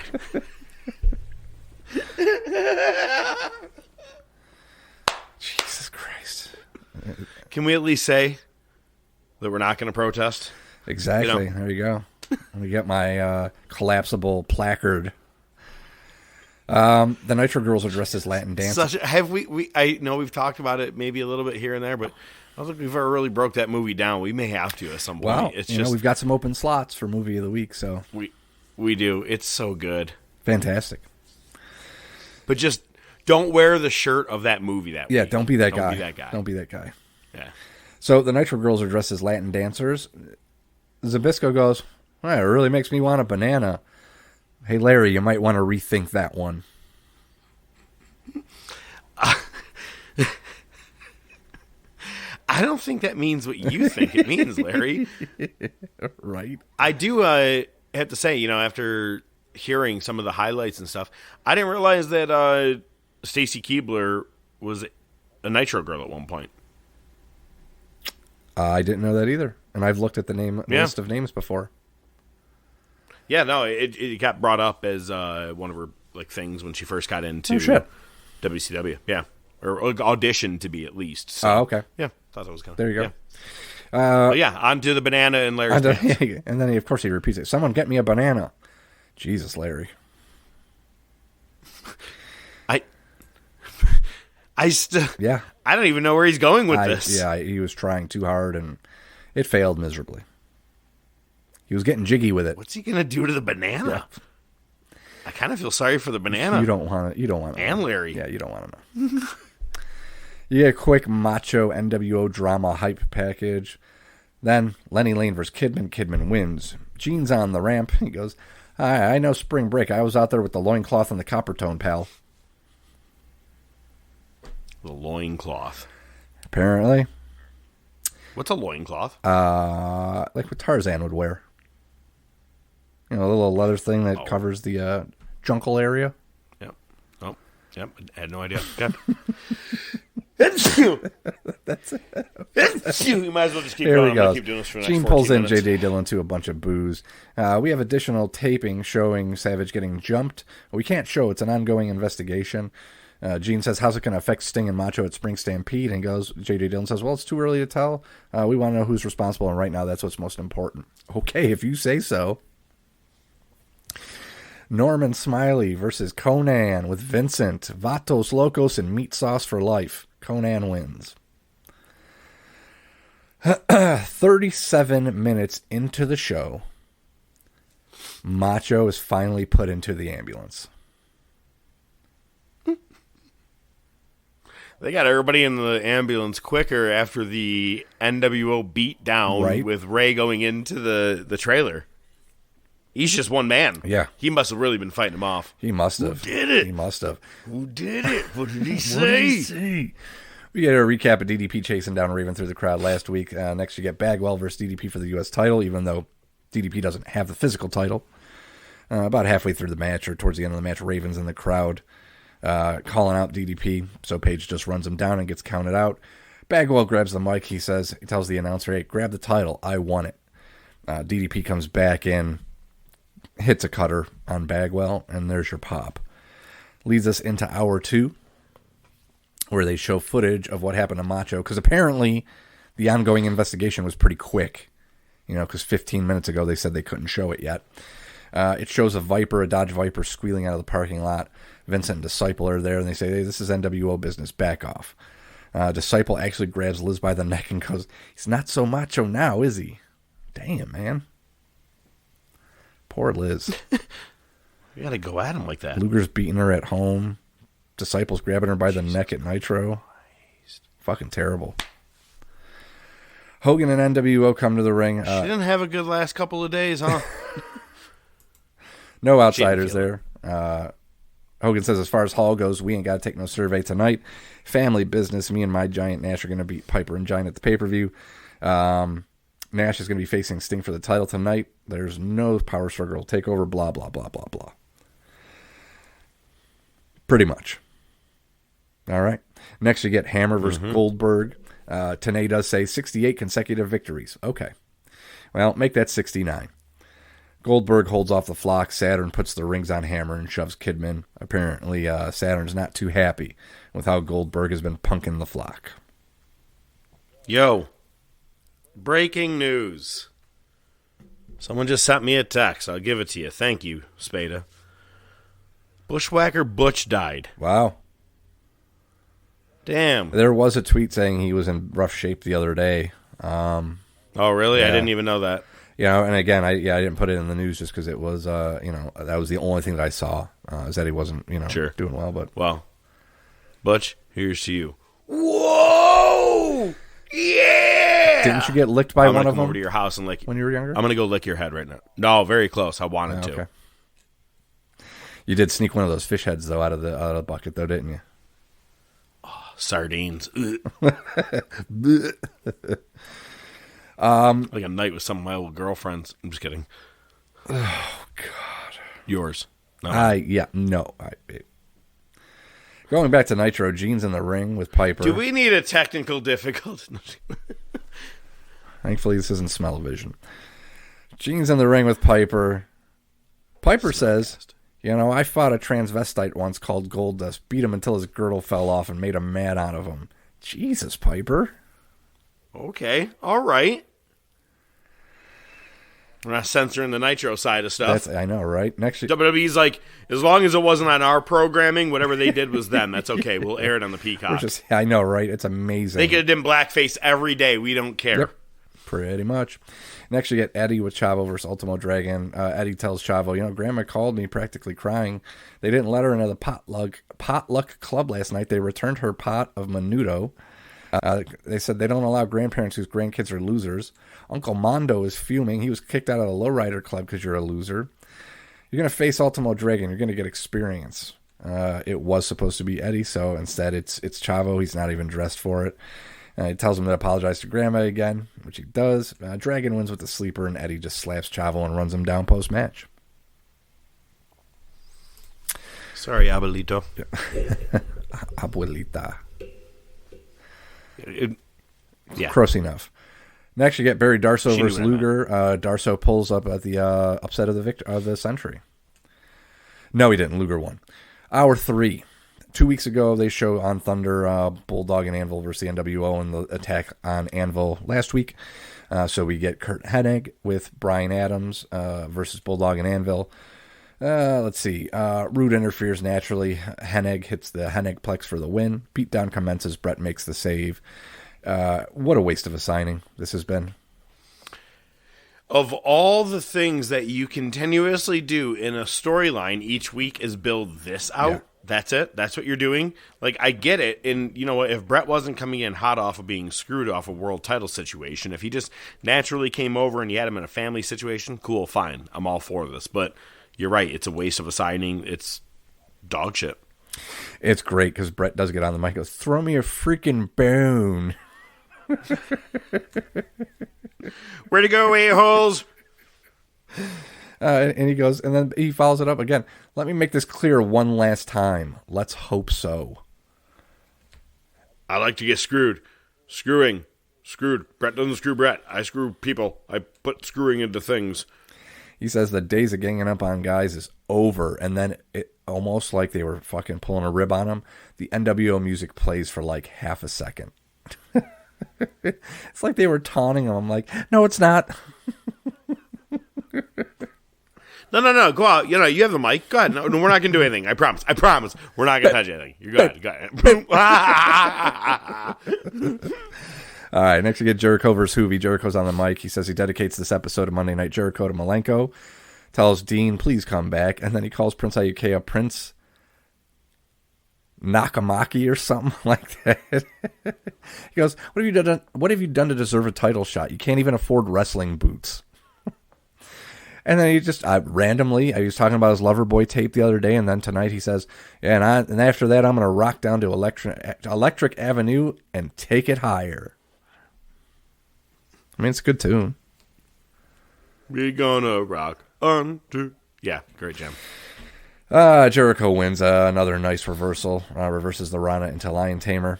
It was really weird the way they did this because it made Iuka look even more like a bitch. I was listening to an old episode where Iuka and Ray fought, and Iuka won, but afterwards he's like, here, Ray, you really fought harder. You should have this title. I'm like, what? Remember that shit?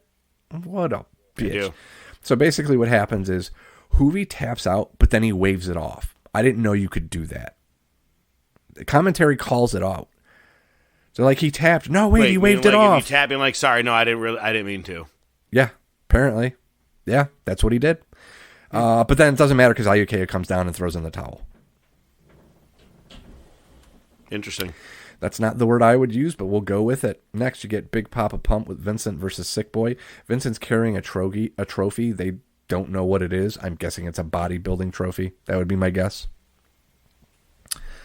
Steiner wins. All right, so this is the same old shit for the main event. There were aspects that I like, though. All right, so you get Nash, who's with Conan, which makes sense, versus Sting for the world title. Nash has Macho's shirt on. It's the one where he's like behind bars.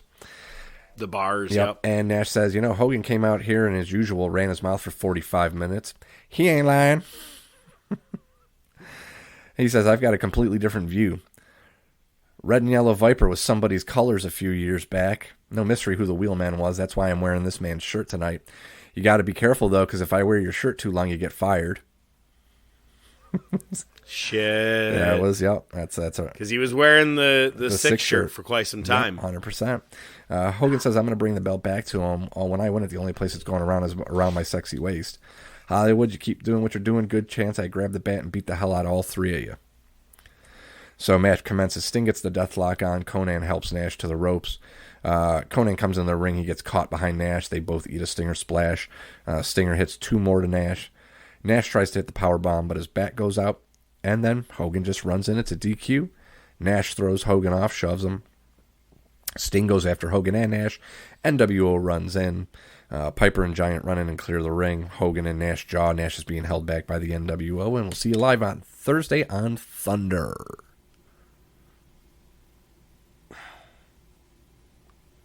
I don't get the thought process of having every match every week as your main event end in a DQ. Uh-huh. With everybody out there. Like 1 to 2 a year that don't. Yeah, and it's a schmoz every time with a bunch of different people. Every single week. Without fail. Yep. It's... Yeah, you can't even really defend it in any way. Like, you could try to and be like, well, the storyline's not ending, right? Because no one got pinned, so you have to tune in next week to see what happens. You know what's going to happen? You're going to have another goddamn fight at the end of this match, and no one's going to win. You can just watch the beginning of Nitro on whatever week it is and catch the recap of what happened on the main event last week and get enough information. Just like we do with Nitro right now and Thunder. Yeah, pretty much. You know what? I was actually thinking about something funny the other day. We always been talking about Bray Wyatt. When we talk about Bray Wyatt, talking about pretty much, I think you and I are in agreement that the favorite is the Cape Fear Bray Wyatt. But what if people don't understand the reference? Oh, that's a good idea. You know what?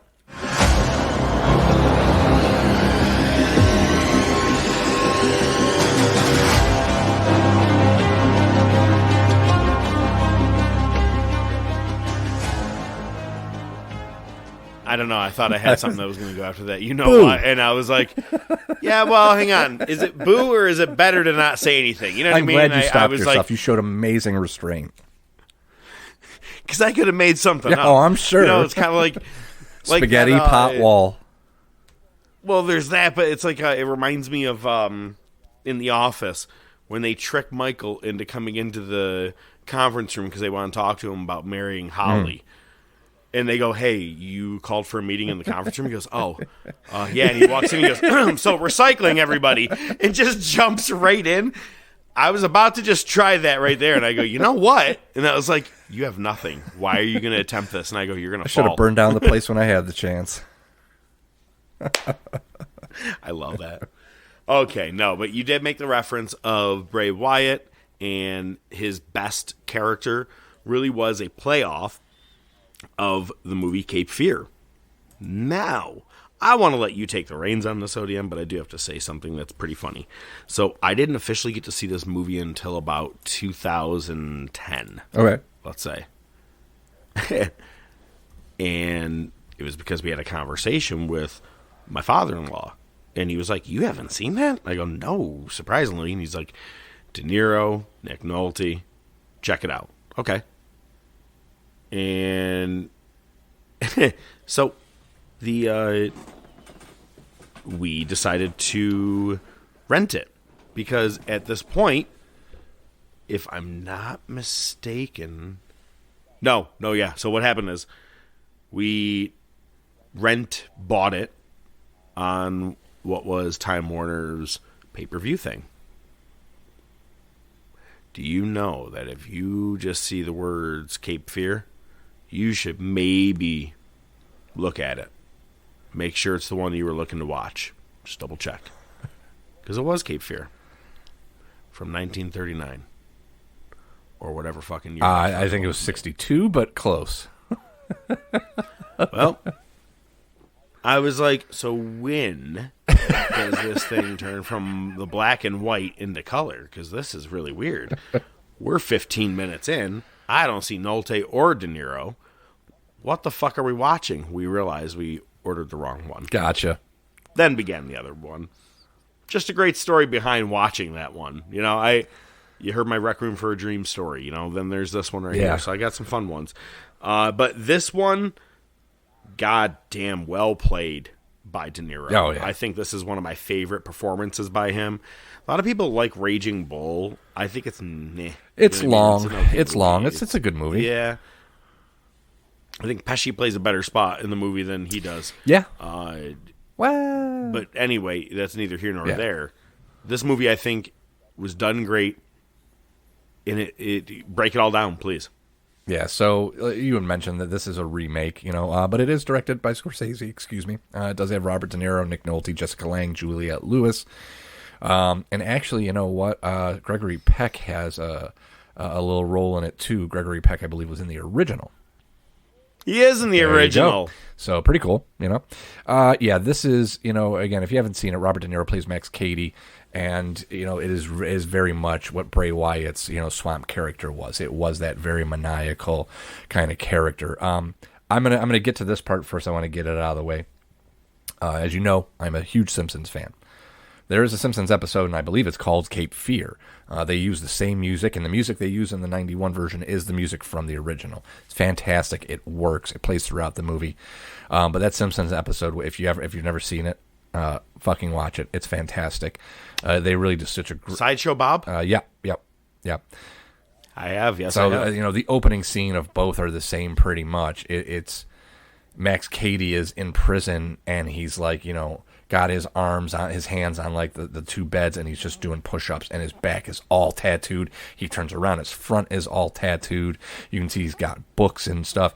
So basically what this is Nick Nolte is a lawyer. They actually show him kind of flirting. He's not having an affair. He's not sleeping with, his paralegal or whatever.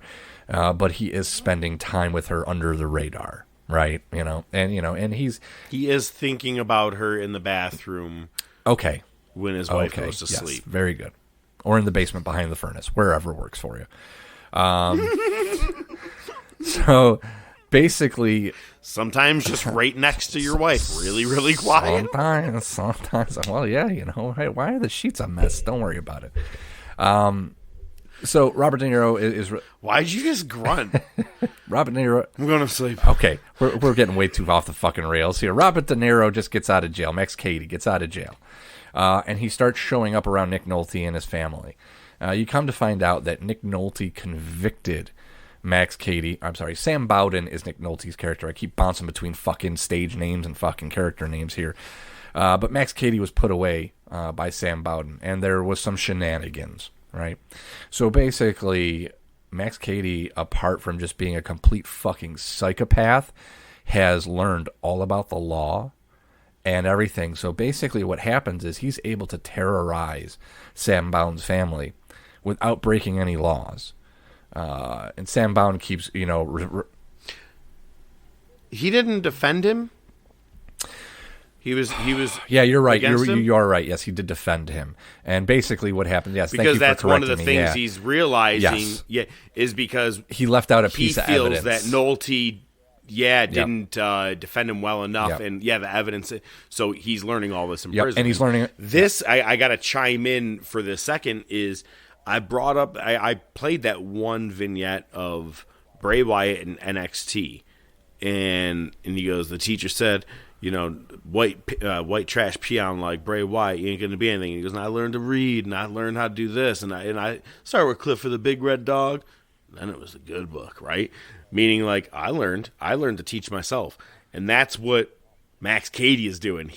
All those books, it was an extreme foreshadow. As soon as you saw that in the opening shot of him, he's coming guns a-blazing in this movie. Because it's not just law, it's the art of war, it's psychology, he is always one step ahead, and he knows exactly what to do. Oh, yeah.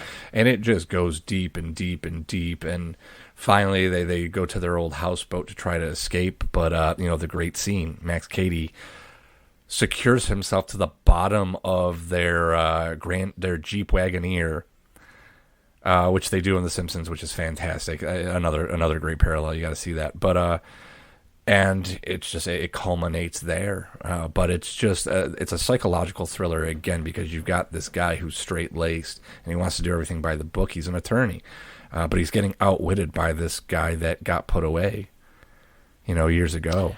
And man, you're saying like with the boat and all that, where it kind of comes to the culmination. The cop friend of his or whatever, the one that has the teddy bear, and he's looking at it because everything is connected to it, and if it moves in one direction, you know where it's going to go. And then you do not expect that De Niro is the goddamn man when he turns around and chokes him with what was like fishing wire. Well, it was the piano wire because one of the keys wasn't working on the piano. Yep, he had stolen the piano wire. Yep. Man, fantastic. Only part of the movie I can't get down with, or it's just really weird to watch or uncomfortable, is when he's talking with Juliette Lewis. I'm like, it's just so fucking weird and creepy because like she's supposed to be young and dumb, and he's. You know what I mean? And he's like... He's seducing a high school girl. It's a grown man. It's just really... It's fucked up to watch. It is very creepy, yeah. But overall, great movie. If you've not watched it, we're actually leaving a lot out, and I'm surprised, but I think... we're not going to Nothing But Trouble or Cabin in the Woods route, because we're telling you don't need to see those necessarily. We'll go through all the fun for you if you don't. This one's actually well worth a watch. One of, again, De Niro's best. This is definitely one of my favorite for Nolte, next to Blue Chips. Oh, yeah. And 48 Hours. Actually, I really like 48 Hours and Another 48 Hours. Him and Eddie Murphy are pretty... Oh, no, they were good. Goddamn, they were a good duo, yeah. Still a big fan of Blue Chips myself. Just kicking the ball in the stands. It's so... Bobby Knight. So, oh my... I was like, it might as well just basically be about him. Pretty much, yeah. But yeah, getting back to Cape Fear. We just went like 4 movies deep. Don't be shocked. Yeah, I shouldn't be. No, but I mean, you're right. I mean, this really comes down, not to take away from anybody else in this film, but De Niro stole the show. I mean, just that level of psychopath. It's just a fucking crazy motherfucker that was capable on every front. And if you have never watched the movie, there's a chance, kind of like if you've never watched The Shining, but here's Johnny, right? Counselor. Hey, counselor. That is from Cape Fear. One of my favorite parts of the movie is him at the movie theater just laughing uncontrollably. And they're like, do something about it. And smoking a cigar and losing his mind laughing. Oh, so psychotic. Another great parody they do on The Simpsons. They do that scene. But yeah, and then they go to get ice cream. Your order's been paid for. By who? She points out to the parking lot. There he is. He's sitting in his car. He goes out to say something. Bus goes by. Car's not there anymore. Why do people move so fast like that? I know. How do they pull it off? Probably just a string. Don't forget he eats the chick's face, basically. Just, yeesh. Oh my God! The chick he takes home from the bar, which was Sam Bowden's side piece, sort of. The side piece. That's right. The redhead chick. Wow, you're right. I forgot about that. Yeah. They kills the dog. Fucking Jesus Christ! Yeah, it just fucked up movie. Thanks for bringing that up. Right. Well, I like when you bring things to a real fucked up end. Eating faces and killing dogs. Killed dogs. Yeah, at least it's not the other way around. Well, check back for next week. Maybe we'll have some bestiality added to it. All right. Thanks for listening to the Top of Wrestling Pod. I'm kidding, dude. I don't get down like that.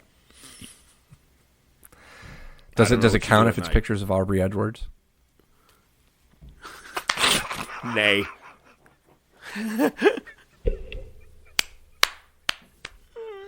That joke was a horse, of course. Next week, we're back with a completely new and different top topic. And let me tell you, you're not going to see it coming. But we're also going to be talking about some more Monday Night Wars. We're going to be talking about some news, maybe some decent fallout from the Raw and or SmackDown after WrestleMania. I am the Professor. As always, I like to bid you farewell. He's ODM. As always, what he likes to do is leave you with cinco? Is that me? Yeah. Cinco words. Look at that. Look at me. Hey, 5. Shane McMahon's hamstring be like...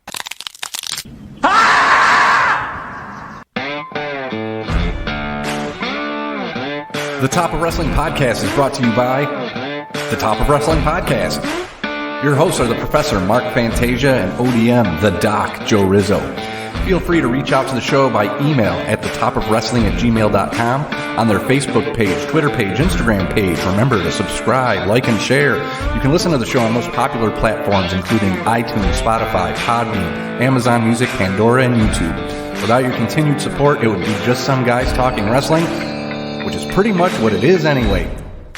Good night, folks.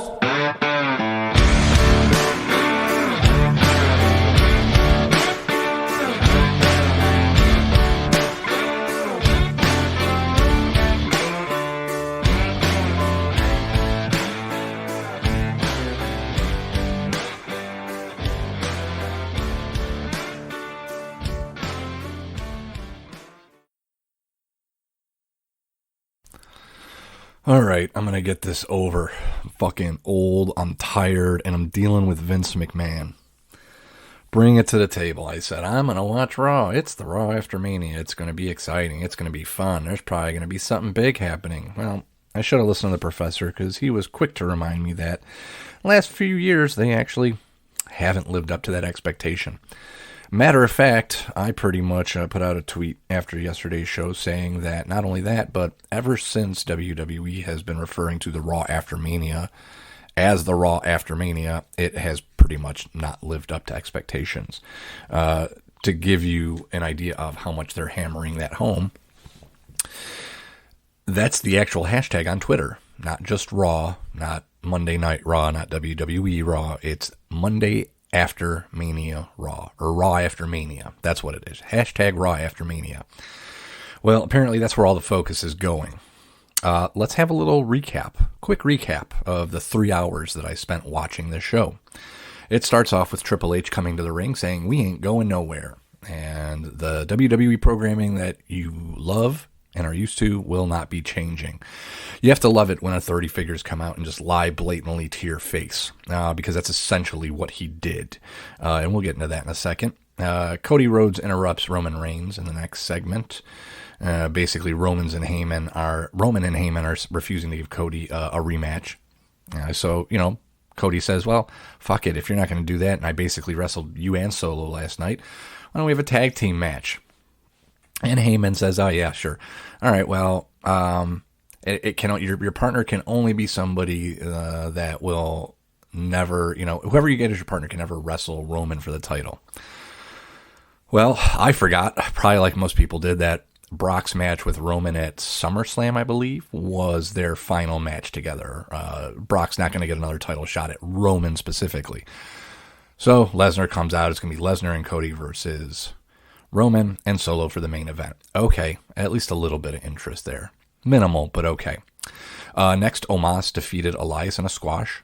Next, Mysterio comes out and cuts a promo. Theory cuts him off. They have a match. And basically Dominic distracts Rey long enough for Theory to get the win. And Damian Priest then put Bad Bunny through a table. So basically at Backlash, we're going to get Rey Mysterio and Bad Bunny versus Dominic and Damian Priest. Okay. Next, Owens and Zayn cut a quick promo. Street Profits accept their open challenge. Owens and Zayn win. Segment of the night. Kathy Kelly is interviewing Seth Rollins backstage. I wonder if she's related to Kevin Kelly. He rambles on some nonsensical promo. He hears everybody doing the chant to his music, so he goes out to the ring. They go to break, they come back, everybody's still doing the chant, and then he just walks to the back. Literally the entire segment, 5 minutes worth, was just the crowd singing his theme. Next, Lashley has a backstage segment. Mustafa Ali interrupts, kind of poking fun at him. He drags Ali out there and squashes him. Next, Bianca Belair comes out, just cuts a promo, putting Asuka over. Ripley comes out, interrupts. They have a very short back and forth, basically teasing a match between them in the future. And then Liv Morgan and Raquel Rodriguez come out. We go to break, we come back. They're going to be facing Damage Control.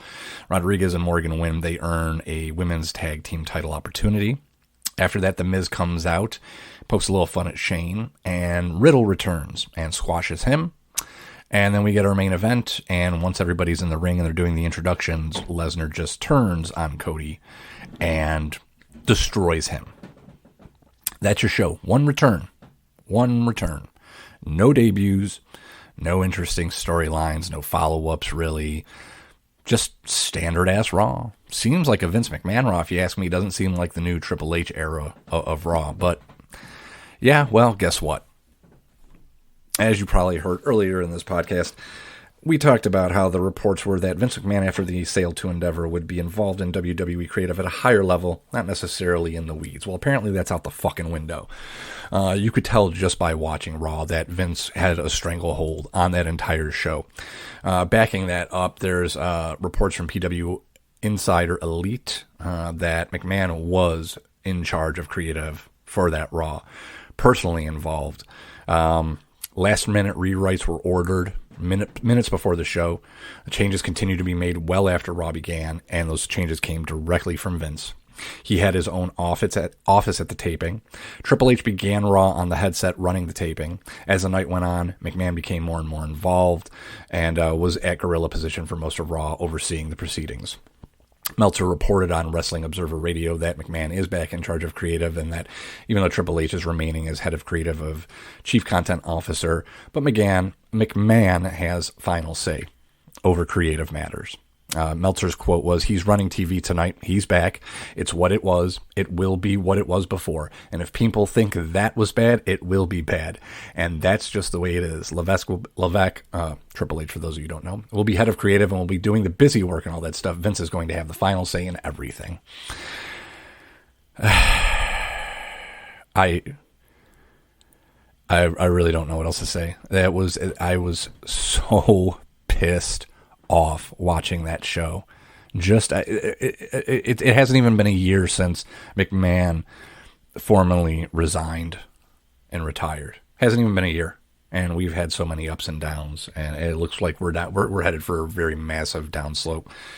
I already left you with 5 words. I'm going to leave you with 2 more sets of 5 words.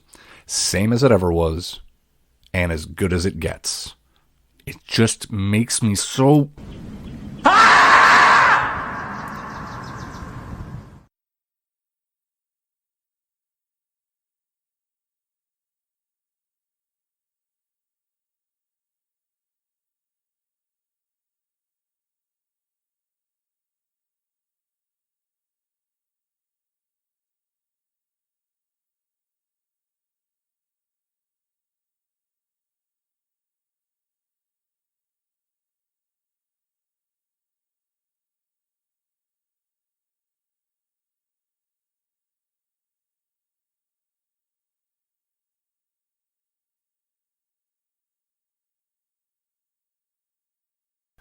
I told you that my godson, mega Cody Rhodes fan. Yeah.